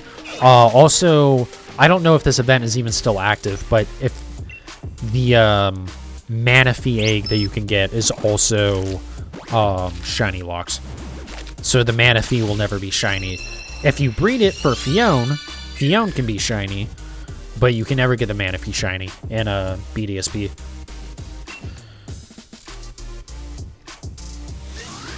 Which is also kind of annoying because at some point in the past you could get that thing shiny, because it's listed as having a shiny available on the Pokedex tracker that I use. But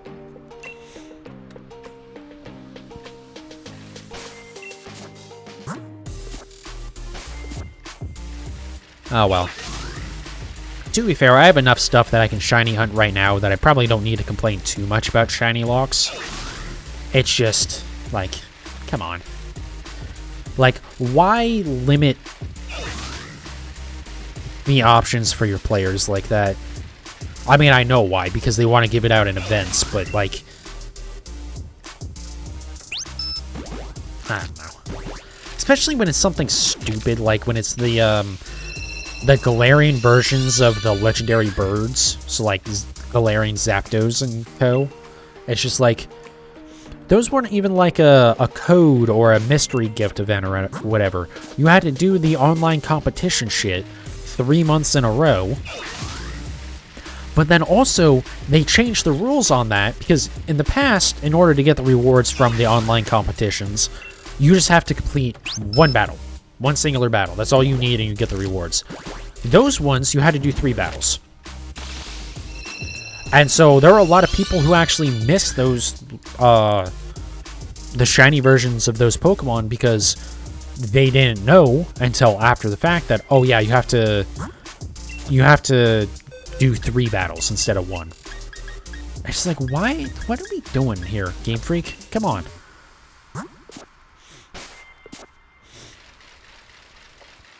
I also don't like them locking stuff behind online competitions anyways, just because it's annoying for someone like me who doesn't like doing online battles, and it's annoying for everyone who does like doing online battles because people like me are just gonna go in there with whatever Pokemon, not caring, and just throw the battles. Because you don't have to win 3 battles, you just have to complete them. So yeah, for those Pokemon, my team was, not stellar. Funnily enough, still actually won some battles, which was really kind of sad, to be honest. There is no reason why I should have won battles with that team. Like, not all my Pokemon had items. I don't think any of them were EV or IV trained. They were all over level 50, so I mean, they were max level for online competition stuff, but it's just like, it would be annoying if I was someone who cared about doing that stuff, but then, like, I go up against this person who is clearly not taking it seriously at all. Like, yeah, I guess it's a free win, but also, like, I think a lot of people would rather, you know, actually battle.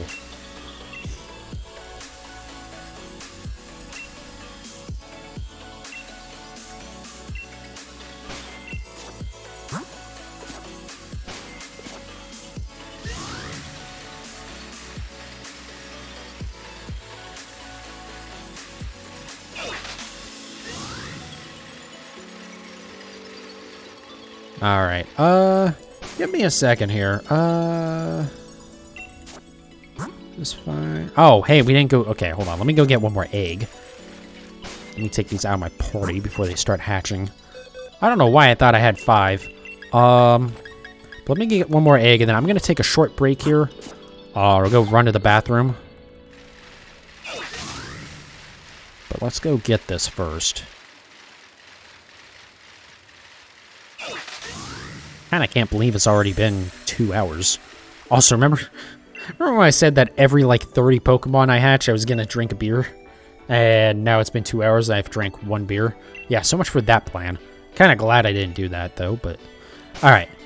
Yep. Nope, that's not what I wanted. Why was it on that? Okay.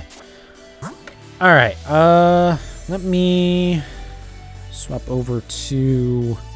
Oh, hey, I forgot to change my... transition. Anyways, oh yeah, give me a little bit here. I'll be back in just a minute. I have to go run to the bathroom. Resume. Yep, recording's going again. There we go. There's that transition that's supposed to happen. Usually I like turn that off when I'm not actually streaming because it takes an unnecessary amount of time, but I do like it for the stream.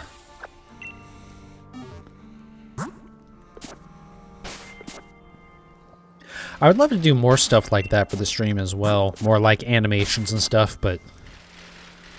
yeah, a little ways to go before I can get there. Also, those things are fucking... they're like massive file sizes, because your options for animations like that have like transparency in them, like how I have the 2 pieces close in, the middle part is transparent until it's fully closed, right? Your 2 options for that are a .mov file, which Apple has deprecated, so it's not really supported anymore. You can still do it, but it's not, you know, if anything goes wrong with it, they're not gonna, it's not supported in any way. Or you can do a completely uncompressed AVI file. I think they're supposed to be able to maybe do it with compression soon, or with some form of rendering it, but I haven't been able to figure that out. But being uncompressed means that, like, that short little animation you see with the like doors sliding closed and then opening again is no joke like a 2 GB file for like a 10-second clip or something like that. It's kind of ridiculous. Like, I actually have to keep that on my SSD, because if I keep it on the hard drive, where I keep most of, like, my, my video stuff, it will literally lag when it tries to load it in OBS. At least the first time it loads it. After that, once it's, like, loaded into memory, it's okay, but I don't really want to chance it and it getting, like, you know, removed from memory or something because it hasn't been used for a while. Anyway, so we got about 50 more eggs to go tonight.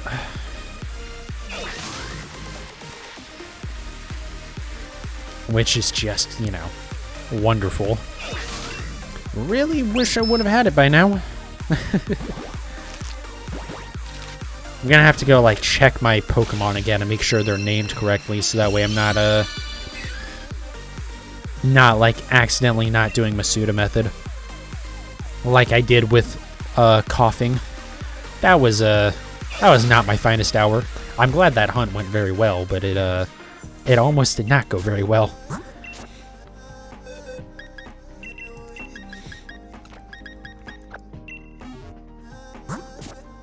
I do find it funny, though, how a 1 in 1366 odds hunt I got in, like, less than 300 eggs or something. Whereas a 1 in 512 hunt, I'm almost 1,000 eggs.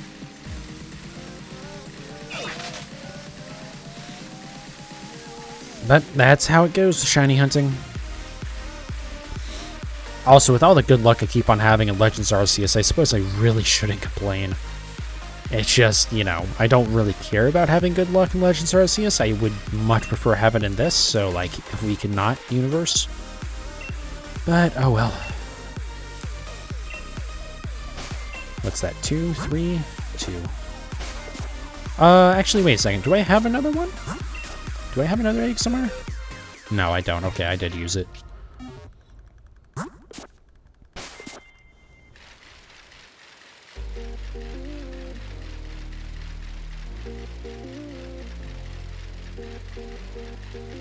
There we go.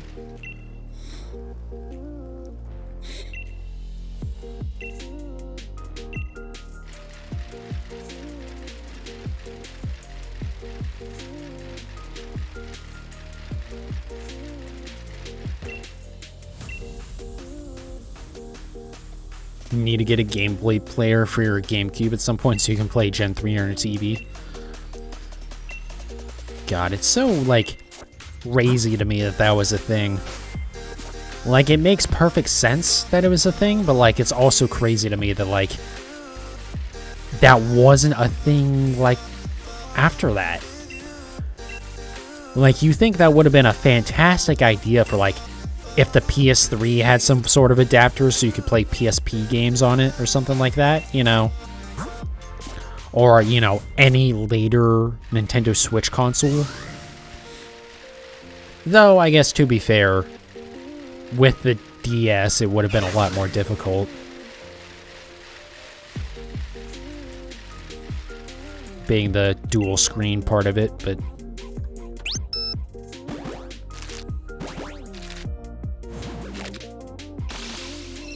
But, like, even the Steam Deck, like, launched without a docking component. There is one coming out very soon, but it's just, like, it's so weird to me. Especially if you would think, like, the Switch was out for, like, 5 years before the Steam Deck. So, like, you know, you would think Valve would have understood that being able to dock your handheld console is an extremely useful thing. But, I don't know, whatever. I get that also the Steam Deck and the Switch are slightly different markets. They are competing, but also, like, someone who's going to buy a Switch probably doesn't care about a Steam Deck, and someone who wants to buy a Steam Deck probably doesn't care about the Switch. And if they do, they'll just put the Switch emulator on it. The Wii U had DS games, but made sense because they had second stream. Yeah, like, that's the thing I was thinking, like, maybe the Wii could have done it where, like, you still use the, like, the lower touchpad on the DS, but then, like, the upper screen was on the big display, but it wouldn't have worked too well.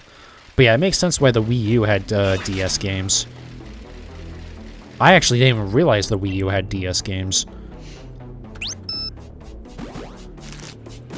Then again, I think a lot of people forgot that the Wii U was a thing, like, the minute it came out, so I guess that shouldn't be too surprising.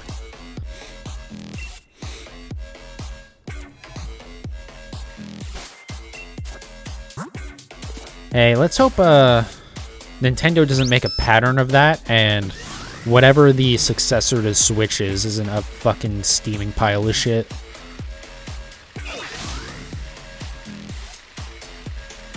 They have said that they haven't confirmed they're working on anything necessarily, but they have said that transitioning from the current platform to the next gen is like a big concern for them. So they are at least thinking about the future of the Switch, which is kind of obvious, to be honest. It'd be weird if they hadn't been, because, like, the Switch has been out for a little bit.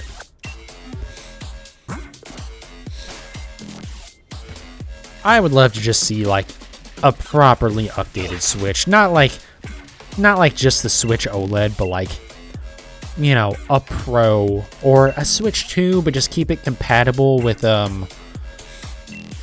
you know, with old Switch titles and stuff. Or on it, I wouldn't want it to not be compatible, but even if it's not, as long as it's like the same idea, the like dockable handheld, they'll sell a fucking 1,000 fucking units of it, you know, or sorry, 1,000 million units. So many people own a Switch that getting to the next console is going to be tough. I mean, yeah. I mean, to be fair, it's the same with any console, right? But I'm sure there's a couple executives, at least, that are probably having flashbacks to the Wii U, and it's like, well, let's not repeat that experience.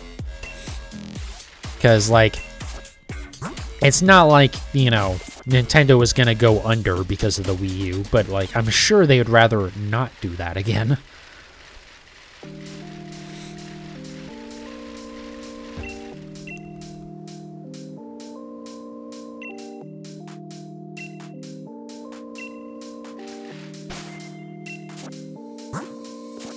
Hope the next console is at least as good hardware-wise as a PS4. Yeah, I mean, you would hope, right? Like, it's been a number of years. I mean, what, the PS4 came out in 2013? So it's, holy shit, has it been almost a... Yeah, those came out at the end of 2013, so it's been almost a decade. So yeah, I would hope the Switch can match that. You know? Like, just... as much as is reasonable, within a similar form factor, improve the hardware. That's all I ask for. I'm not asking them to reinvent the wheel. I don't want them to reinvent the wheel, in fact. Like, maybe add some more gimmicks if you want, but keep the same basic idea. Like, the Switch is borderline perfect in that regard, and that is so nice to just be like, alright, I'm gonna go on the go, let me take my console and just pull it out of the dock. And then you get home, slap it right back into that dock. You know, it's not perfect. You know, the Joy-Cons kind of suck. Although, that's like, I don't know. As much as I say the Joy-Cons suck, honestly, using this, I haven't hated too much. Like, the only thing I really hate about it is the Joy-Con drift that happens eventually. And, like, you know, joystick drift is an issue that basically any controller will eventually have. So, in theory, they can, you know, at least make it more resilient. Because, I mean, while, yes, in theory, just about any controller will have that issue, most don't have it anywhere near as often as the Joy-Cons do.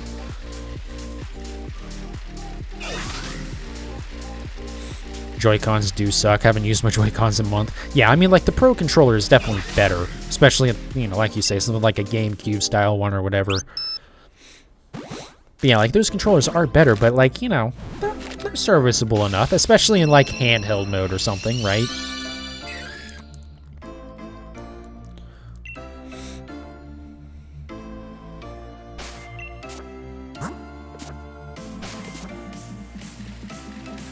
Yeah, like even, like honestly in handheld mode, honestly, like 720p is like fine.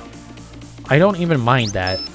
Just like maybe 720p just to conserve battery a little bit on it, and then when you dock it, you get, then, you know, it can use a little bit more power because it's being charged, so it can do like 1080 60. I was gonna say 1440p, but I kind of doubt that Nintendo is ever gonna support basically in the monitor exclusive resolution. But also there was the thing like a year or two ago that Nintendo put out to their developers. It was supposed to be an internal only thing, I think. Basically telling their developers to get ready to start developing with 4K in mind.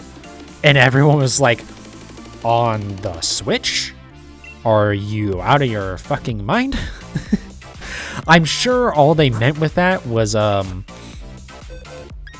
know, just make sure that, like, UI elements and stuff don't break at higher resolutions. But, like, it was still really funny when they said that.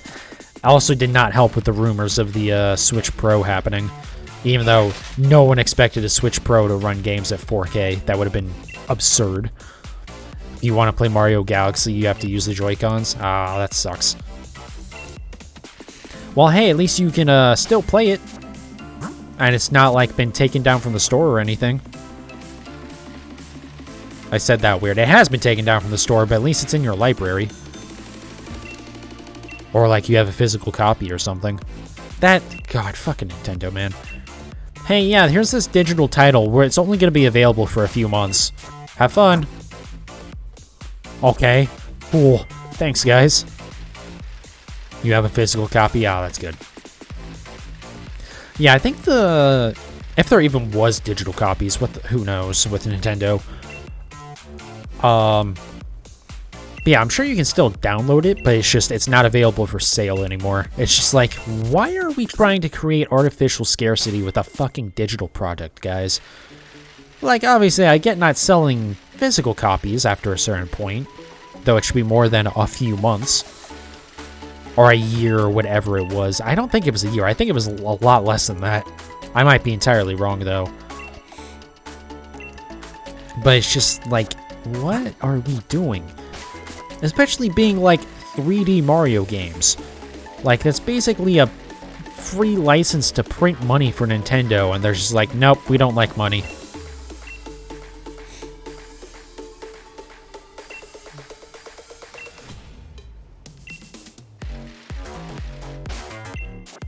Like, even as someone who doesn't really care about Mario too much, like, knowing the reputation that, like, especially Super Mario Galaxy has, like, I would love to kind of go in and,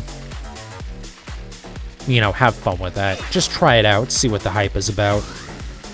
You know, I know Super Mario 64 is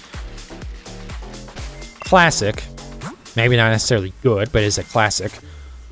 It just hasn't aged terribly well. I know there's like some sort of cult following behind Super Mario Sunshine. I don't know if it's the most popular 3D Mario, but like, it would be nice to go in and play those, but also like, it's not something that I was in any rush to, and as soon as they're like, yeah, we're not, it's gonna be a limited time thing, it's like, okay, I just don't care then. I'm not even gonna put any, like, thought towards that. Galaxy is your favorite Mario game, so I pre-ordered it when the Direct was over. Yeah, just so weird that they did that. Like, your games already don't ever go on sale. Like, come on, Nintendo. Like, that, it's not like someone's gonna hold out like, oh yeah, maybe this game will go on sale eventually. It's like, no, it never will. It's a Nintendo product. It doesn't go on sale, ever. I can't think of the last time I ever saw a sale on, like, a Pokemon or a Mario game.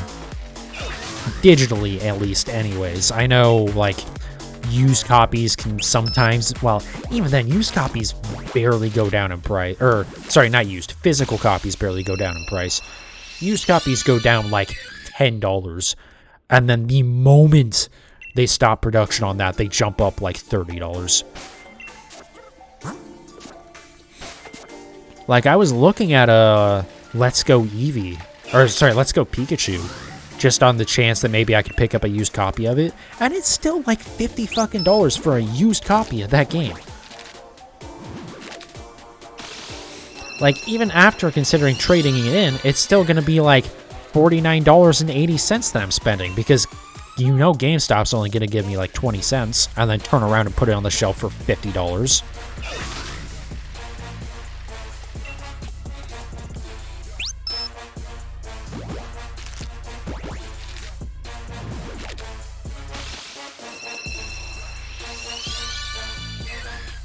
It's just so weird when Nintendo makes decisions like that.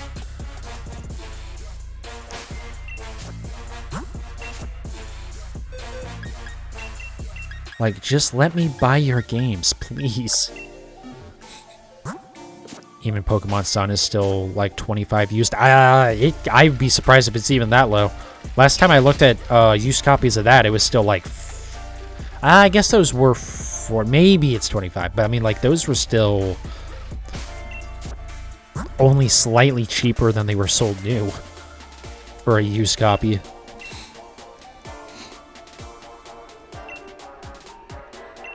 That's why I like when I got one of the Gen 7 games for completing my living decks. I just bought a new copy of Ultra Sun or Ultra Moon. I forget which one, but it was one of the Ultras.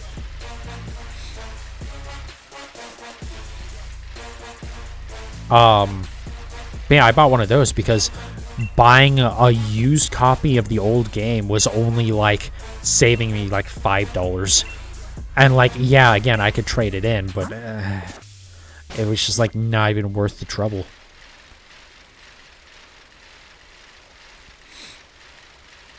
But yeah, used Pokemon games get real crazy in price. I think Sun and Moon might be one of the few that aren't gonna, like, base Sun and Moon. Ultra's more expensive. Yeah, and also it's just newer. But yeah, I think base Sun and Moon might be the only game, or probably gonna be the least valuable, like, Pokemon games in the future. But I bet you they're still gonna be, like, $50 used before long here. Especially as soon as the eShop is like, well, actually, you can't even use credit cards on the eShop anymore for this 3DS, so I would be very surprised if that price doesn't start going up pretty soon.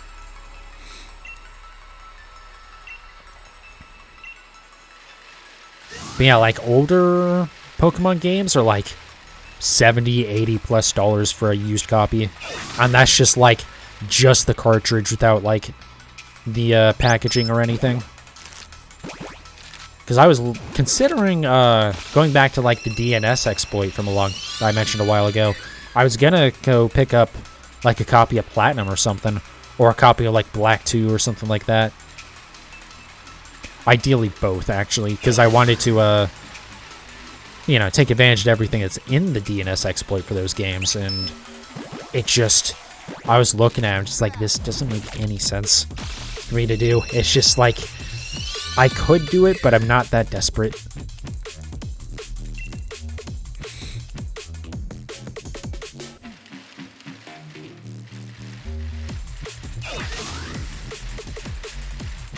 Yeah, Gen 1 and 2 won't be available anymore. I mean, none of the 3DS games, so any of the Gen 6 or the Gen 7 games won't be available. Well, I shouldn't say any of the Gen 7, because Let's Go Pikachu and Eevee are on a Switch. But yeah, and then like you said, yeah, the bank is, as long as you have it downloaded beforehand, it'll be free, but you won't have any way to access it, the download anymore. So if you don't have it already loaded, you're just shit out of luck. I am glad at least they're making it free so you don't need a sub, so that way, you know, there is still some path forward, but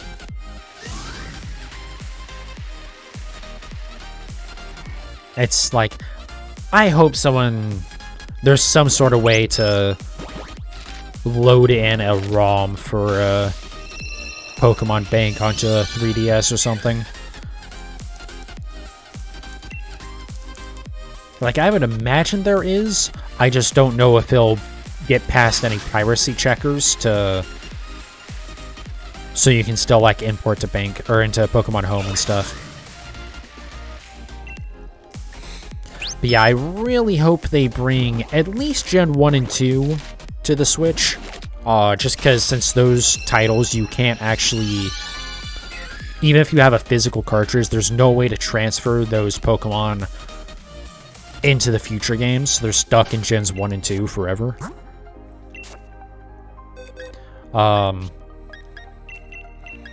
I would like to see 1, 2, and Gen 3 actually brought over to the Nintendo Switch Online stuff. Being that those would be reasonably easy to do.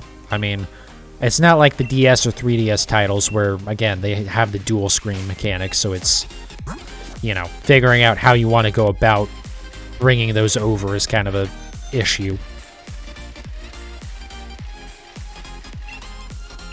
But we'll see. We do know a like in-house emulator for the like Nintendo's own emulator for the Switch is you can transfer, but you need to get the save file. I mean, yeah, you need external tools to do it.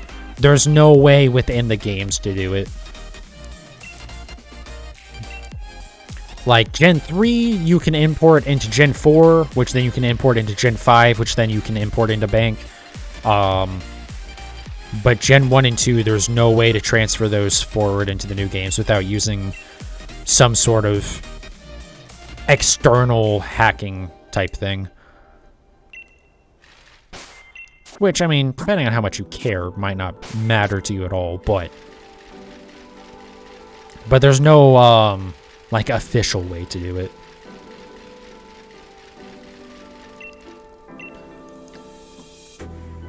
Which is why, I mean, that's why they released Gen 1 and 2 on the 3DS. It was specifically so that way you could have a way to do that.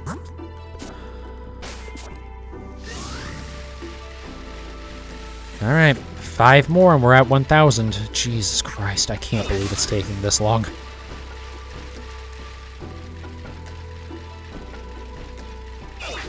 Once Bank becomes free, I'm going to transfer my shiny Whismur from Sapphire all the way to BDSP. Nice.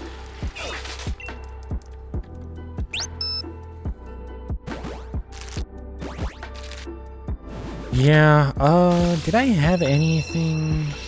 I didn't really do any shiny hunting on anything that would have been through Bank. There was some stuff that I transferred through. Obviously, because again, I had to go back to some of the older titles to complete my living decks.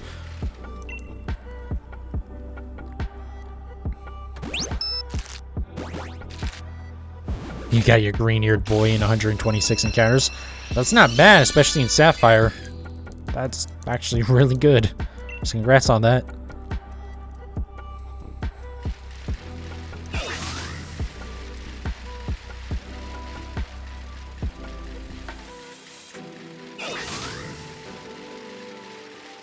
I wonder if this is very much a what if, but if they did bring the Gen 3 titles to the Switch, or at least the Ruby, Sapphire, and Emerald, I wonder if they would do the same thing as they did with Crystal, where they added the Celebi event just like into the game.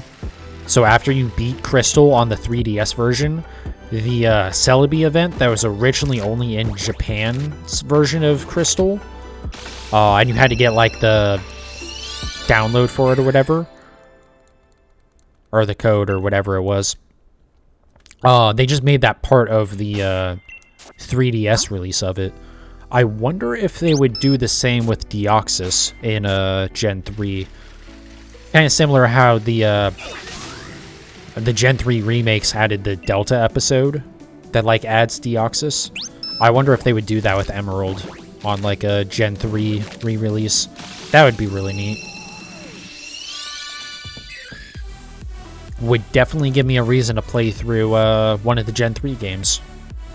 Besides the fact that I've never actually played through one. Also, by the way, what the fuck? Why? How? How am I at 1,000 eggs and I still don't have this thing yet? I'm very much beginning to get to the point where, like, I question if at some point I did see the shiny and I just, like, didn't process it in my brain. I will have to, like, check again after all my hatching tonight to make sure I didn't see it at some point. It'd be weird if I didn't notice it, because it is a very distinct animation. Wonder if they would do the Mew event.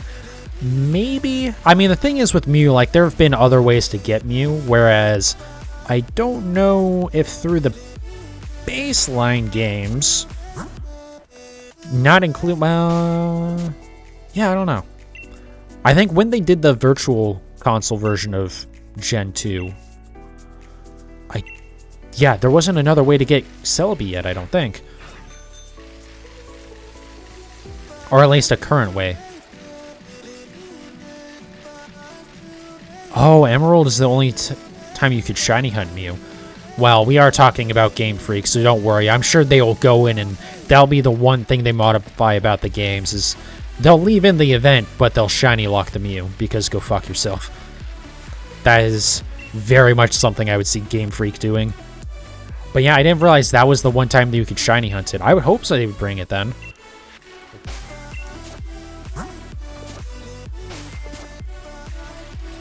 Because unfortunately I missed the boat on getting the shiny Mew in Pokemon Go. To be fair, even if I had realized that was going to be a thing, that probably wouldn't have gotten up to, like, oh my god. There we go, finally. As I bring up the menu, she finally gets another egg. I'm still going to pull him out of my party for a second.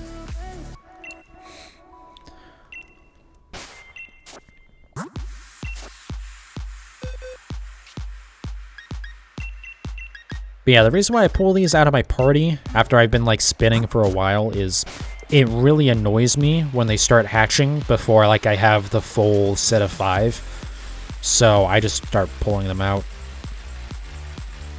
And so as soon as I get 2 more eggs here, I'll put them back in.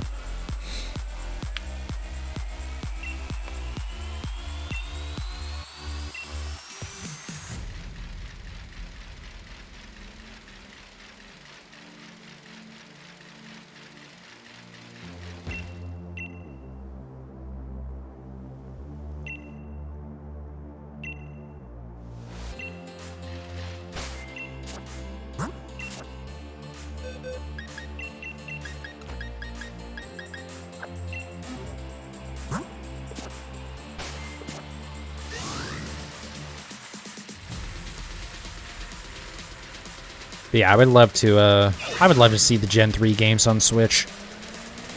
Because I never did a proper playthrough of Gen 1. Like, I've played a little bit of it, but I never made much progress. Because I never owned it. And Gen 3 I've never played at all. Either the Ruby, Sapphire, Emerald, or the remakes of Gen 1. So, it'd be really... Ooh, oh, that was weird.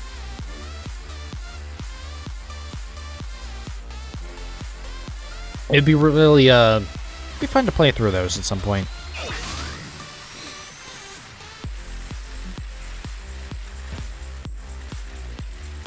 Gen 3 remakes are way better. True, but I'm not loading on my 3DS at this point, and I really don't expect them to port the DS or the 3DS titles to the Switch. Not anytime soon, anyways. So, also, I mean, I could play them on emulator or something. And honestly, I'd be more likely to do that as well. I don't know why I'm so much louder today. I don't know what the fuck's up with that. But yeah, I could do them on emulator, but when that leak came out that there is like a Game Boy Color, and Game Boy Advance emulator for the Switch that Nintendo had made.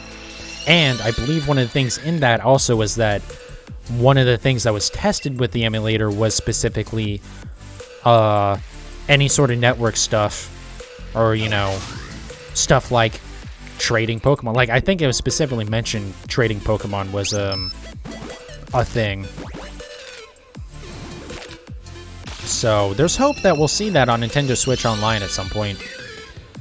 Oh, Raz is the only way to get a legit Deoxys at the moment. Yeah, I know. I know. Trust me. Deoxys was the last Pokemon I needed for my living dex. Kind of. Technically, my Deancey isn't a legit, but for a while I couldn't get Deoxys even through like hacks or anything, because it wasn't in Sword and Shield at all, and at the time there was no trading for BDSP yet. Or there was trading, but there wasn't importing into Pokemon Home. But yeah, like I thought about picking up ORAS rather for that Deoxys specifically, but I was like, well, do I want to pay $40 and then play through the entire game for one singular Pokemon? No. The answer is no. So I'll just wait for there to be some sort of event someday in the future. I'm sure it'll happen. I mean, we just got a event for, or Europe anyways, just got an event for Volcanion, Genesect, and Marshadow, so eventually I'm sure they'll get around to it. It's actually a little surprising there wasn't anything in BDSP for it. Especially because they do have the like meteorites. The things that, you know, the ones that you use to change the form of it. So it's a little weird that they didn't, like... I don't have anything pulled out of the party, right? No, okay.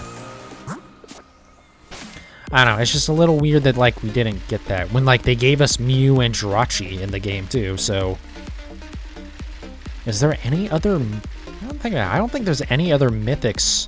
Celebi, never mind. So yeah, Celebi and Deoxys were the only mythics from the first 4 gens that weren't in BDSP at all. And Celebi at least was recently available both as part of like the movie event with like the codes or whatever for Sword and Shield. And what was the other thing? Oh, it was also in a Pokemon Go. And actually, that was a shiny Celebi for both of those as well. Gen 4 did have a GameStop Deoxys event back. Yeah, I mean, like, all of those old Mythic Pokemon had events for them way in the past, but they haven't had any really since then. Or at least not on the modern, current platform.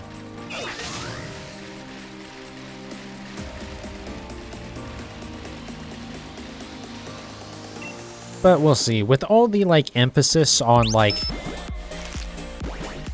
you know, future stuff and, you know, futuristic stuff in Violet for the next games, maybe there'll be something in the new games for Deoxys.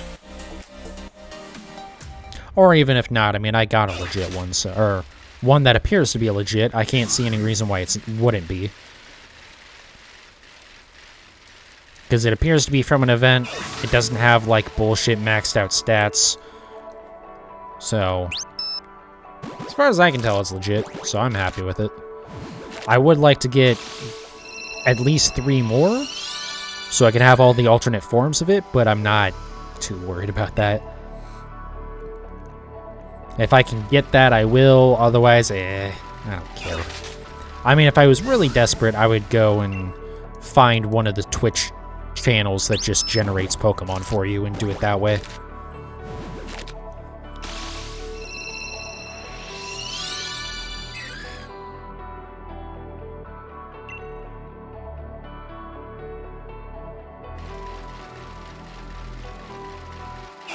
God, I can't believe we're not going to get this by the end of tonight.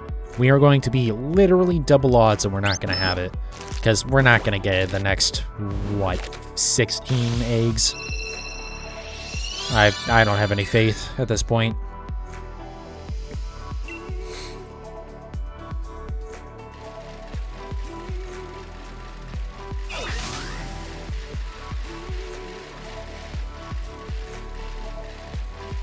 Well, it's been almost 3 hours, too. This was supposed to be a shorter stream tonight, being that it didn't start until, like, past 12:30 at night.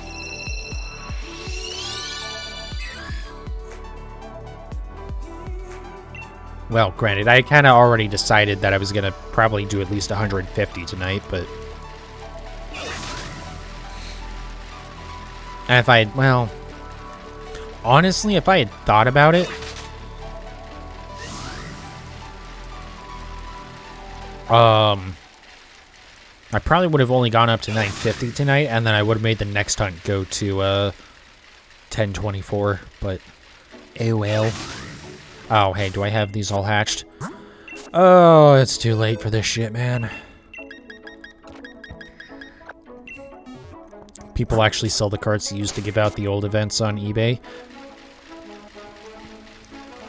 Yeah, it doesn't surprise me they go for a bunch of money. I mean, those are a very rare collectible type thing. I mean, maybe I shouldn't say very rare, but I mean, it's not like you could just go and buy those originally. Like, they were only given to the stores.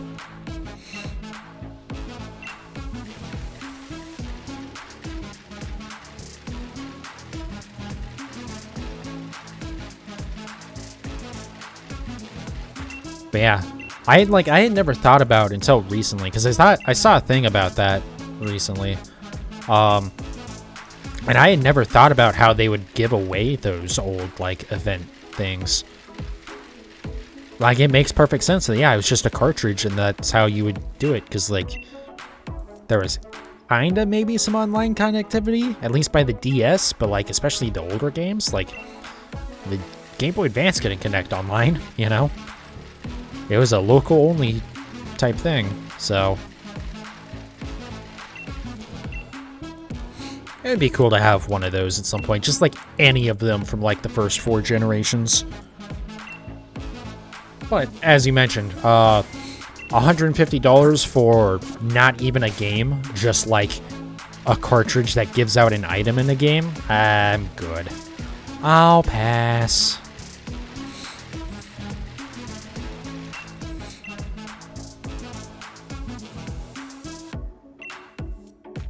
Oh, that is true, yeah, because the ROMs are available. I think I actually have some of those completely legitimately obtained. Even though I've never had one of those cards. But, you know, don't worry about it. I can go check. But, yeah, I have a bunch of... Actually, I might have deleted them, too. Because I had, like, no interest in them.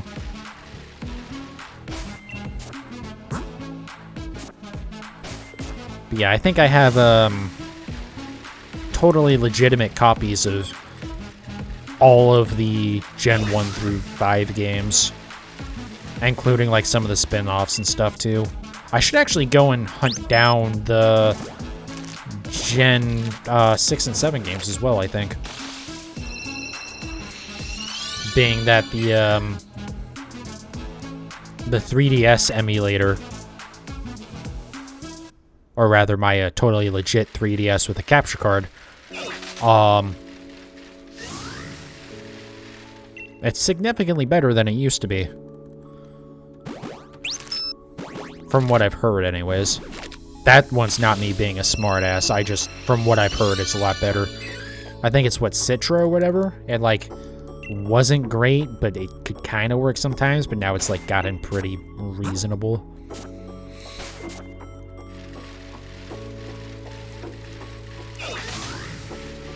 And then there's the, there is a Switch emulator, but, I mean, I don't really have a need for that. Citra works just fine now, yeah. That's good to hear. Yeah, I should probably look into that. Because, like, I found a source for all of the ROMs. For all the Gen 1 through 5 ones. But at the time, like, yeah. At least at the time, the last I'd heard was that Citra wasn't great. So I was like, well, I won't worry about the 3DS games too much. I don't think, like, stuff like the, well, maybe the Universal Pokemon Randomizer worked on those, but I don't know if it did. And that was, like, the big thing I was concerned about. Citra, you've used before it's good. That's good to hear. I mean, I knew eventually it would get to that point. It's kind of like the PS3 emulator is, like, It used to be real flaky, but now it's like pretty decent.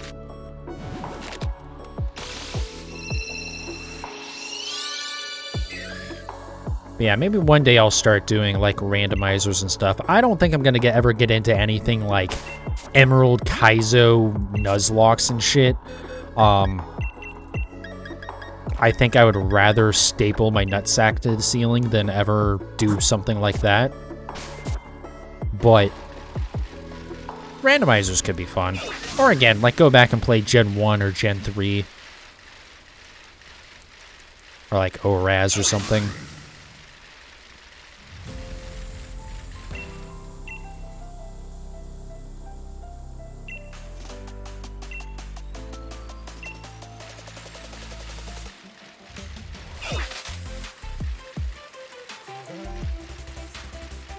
So I've also been thinking about doing, not necessarily in Pokemon, and I'm going to say the term challenge run, but not really challenging is what they would be, but just like weird kind of like different ways to play games. Doing some of those on stream. Not for, again, not for Pokemon, but like something I was thinking was like with the new Slime Rancher that came out, actually. Like doing a playthrough of at least what is in that currently, because it's early access, but like not actually putting any slime into corrals, just like free-range slime everywhere, and seeing, you know, how much progress and how quickly I can make progress doing that. Stuff like that. Again, nothing hard. We're not doing Emerald Kaizo. That's no. Or any Kaizo. Or any Nuzlocke, really.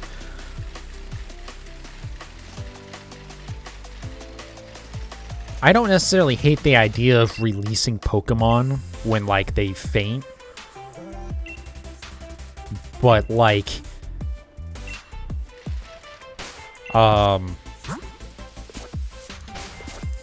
stuff like, oh, you can only use the first Pokemon you find in a route or whatever. It's just like, fuck off. Like, that just seems dumb. I get it forces you to play the game a little bit different, or, you know, forces you to use Pokemon you might not normally use, but I don't know. That just, some of the things with Nuzlocke, oh my fucking god. I'm literally about to get the 5th leg. Come on, lady. Pokemon Ranch. If you put it on Wii, you can get Mew and Fione from it. Do you get Fione or do you get Manaphy?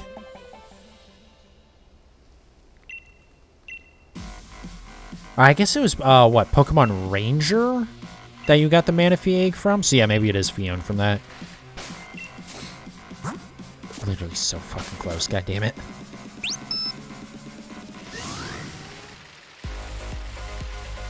Yeah, I do have, again, completely legitimate copies, but I have a bunch of the, like, the spin-off games. Like, I have a Ranger, I think, and, like old Pokemon Pinball. The original, like, Pokemon trading card game for the Game Boy. Stuff like that. Fione, because, yeah, Ranger's Manaphy. Okay. Also, was Pokemon Ranger the one that, like, murdered your touchscreen because you had to, like, spin in a circle on it a lot and it just destroyed the fucking thing?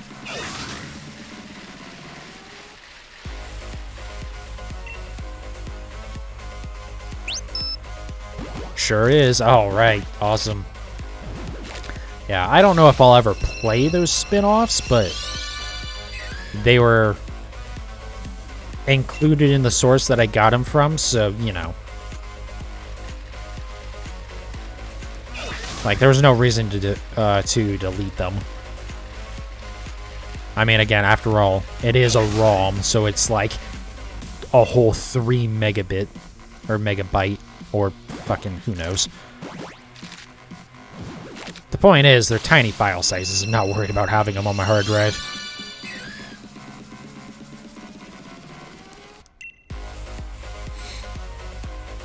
I do, though, speaking of spin-offs, if I ever get Nintendo Switch Online, and it would be a little bit before I would do this anyways, but I do want to play through, like, the OG Pokemon Snap. I kind of want to play through the new Pokemon Snap, too. I never did play that. And also like the new mystery dungeon. I don't know when I would get around to those, but it'd be fun to play some of those spin-offs, especially Mystery Dungeon. I don't know why. Mystery Dungeon seems like a game I would really like. Getting Mew from Ranch is a pain in the butt, though. You have to get 999 Pokemon from Diamond or Pearl. Jesus Christ. Well, sounds like it's time to start breeding. Alright, we got 5 more Pokemon tonight. And then we will be at over double the odds of getting the shiny. What the fuck?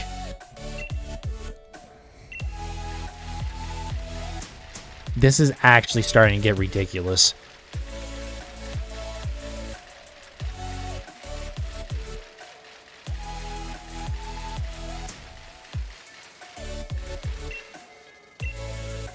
That's a legit way to get Mew. Yeah. What, you mean you don't want to spend $50 on a controller? Unfortunately, that is how I got my Mew originally. Was I bought the Pokeball controller that came out with Let's Go Pikachu and Eevee. That was $50, and if you bound it to Let's Go Pikachu or Let's Go Eevee, you got... I think you could actually do it with Sword and Shield as well.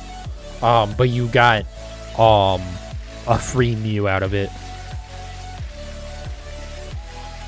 And also the controller sucked, so it was basically just paying $50 for a fucking Mew.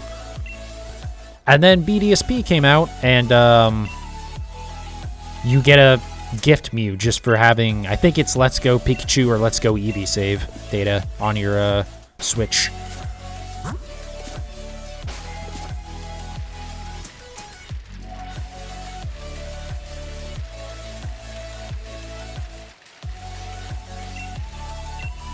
Also, I think I have gotten a Mew in Pokemon Go as well, because there's an event for it in there. You got your Mew from an in-store event in Gen 6. Yeah, I mean, I think... Actually, I don't know now. With BDSP, who knows what the percentage is, but I suspect a lot of people have their Mews from events, considering... For a very long time, that was basically the only way to get it. Other than, I guess, Pokemon Ranch, but who knows how many people had that. Oh my god, are we really not going to get this shiny tonight? I think we're really not going to get this shiny tonight. And it's making me really sad even thinking about it. Well, good thing I bought alcohol, because boy am I gonna need it tonight. You can tell it's from Ranch because the trainer name is Haley. Interesting. That's good to know. I almost certainly will not remember it, but that is good to know. Hey, what's up, Lazy King? Welcome back. How am I doing? I'm doing alright. Well, maybe alright might be exaggerating things. We're at over 1,000 eggs hatched for a shiny hunt, and we still don't have a shiny, so I'm suffering a little bit here. But it could be worse. There's a lot worse things that could be going on for me than a shiny hunt taking a long time. How's your day going, King? ID is always 0100. Aren't trainer? Whatever. I get what you mean by it. But yeah, that's I won't ever remember that, but that's good to know if I ever get like well, I guess you can't get mystery traded mythic Pokemon, can you? So here it is, double odds. So the odds of having a shiny from breeding are 1 in 512. That meaning on average, you will get a shiny after, or on every shiny on average will take 512 eggs. We're at double that number, and we still don't fucking have it. There is an 86.49% chance after this many eggs that you will see at least one shiny. Not only at least one, you potentially could get more. And I still don't have a single fucking shiny Galarian Corsola. You're 2 weeks from getting your Switch. Oh, hope you have fun with it, King. Yeah, there's a lot of good games on the Switch. It's definitely a little underpowered nowadays, but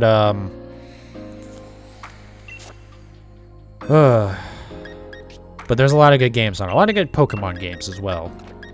Honestly, I didn't mind Sword and Shield too much. Let's Go Pikachu and Eevee I had a lot of fun with. BDSP is okay, but very easy, and I could have done more with it. Legends Arceus looks like shit, but it's a ton of fun. And we'll see how good Scarlet and Violet are. Oh, well. This fucking hunt is killing me, man. I'm getting some hardcore Registeel flashbacks right now, and it's... all I can hear is... never mind, we won't even make that joke. That joke's probably a little insensitive to make. Anyways, so tomorrow, we're not doing more of this shiny hunt tomorrow. Half because I hadn't planned on it, half because I don't know if I can do more of this hunt tomorrow. Jesus fucking Christ. But we'll get back to this at some point. But tomorrow we're gonna, speaking of Switch Pokemon games, we're gonna play some Let's Go Eevee. That should be the second to last stream of it. Tomorrow we're gonna do Blaine and Giovanni and Let's Go Eevee. And we'll get those wrapped up, and then Monday, Tuesday I'll be off. Wednesday we're gonna do more Let's Go Eevee. We're gonna finish that game by Wednesday. Period. It's not gonna be like this shiny hunt where it's like, yeah, I'll totally be done by however many streams. No, like you can actually know what your progression's gonna be there. I'll be done with that game by the end of Wednesday. And then after that, Thursday, Friday, Saturday, from there on out, on the days I'm streaming, it's just gonna be Pokemon Sword shiny hunts. Hopefully it'll be something other than Galarian Corsola at some point. Or maybe I'll be hunting for this until the point where the new games come out. Yeah. I don't know, man. It's just... I was having such good luck with my egg hunts for like the last year. And then basically almost exactly a year later. And now I'm just getting obliterated by this hunt. Anyways, but, you know, that's how it goes. That's shiny hunting. Again, that's the thing. Doesn't matter how many eggs I go through. Every egg is still 1 in 512. Doesn't matter if I have 10,000 eggs hatched. Still only 1 in 512 chance of getting the next one. So, we'll see. Anyways, for you guys watching on Twitch, go check out the YouTube channel. All of my VODs are on there. All my past shiny Galarian Corsola hunts. All my past shiny hunts in general. Playthroughs of some games and stuff. They're all up there. They're in higher quality than the stream is too, because I record in a higher quality. And also the VODs stay up more than 15 days, unlike Twitch. Thanks, Twitch. So yeah, go check that out if you want to watch more of my content. If you are watching this on YouTube, when this goes up in a day or two, come to check out the Twitch channel. You know, watch everything live. You can watch my pain and suffering as I slowly just die inside as I don't get this shiny. But you get to watch it live instead of watching it in the past. Anyways, thank you everyone who watched, everyone who followed, everything. Thank you guys so much. We're over 50 followers now, so I can have my VIPs now. Or I should be able to at least soon. Also, that's one of the markers to hit affiliate. I still need to get my average viewers up because, well, when you're not consistent with streaming, people don't really watch you a whole lot. But, you know, I'm working on that. We'll get there. I'm not too worried about it. I do this for fun, not necessarily to get paid.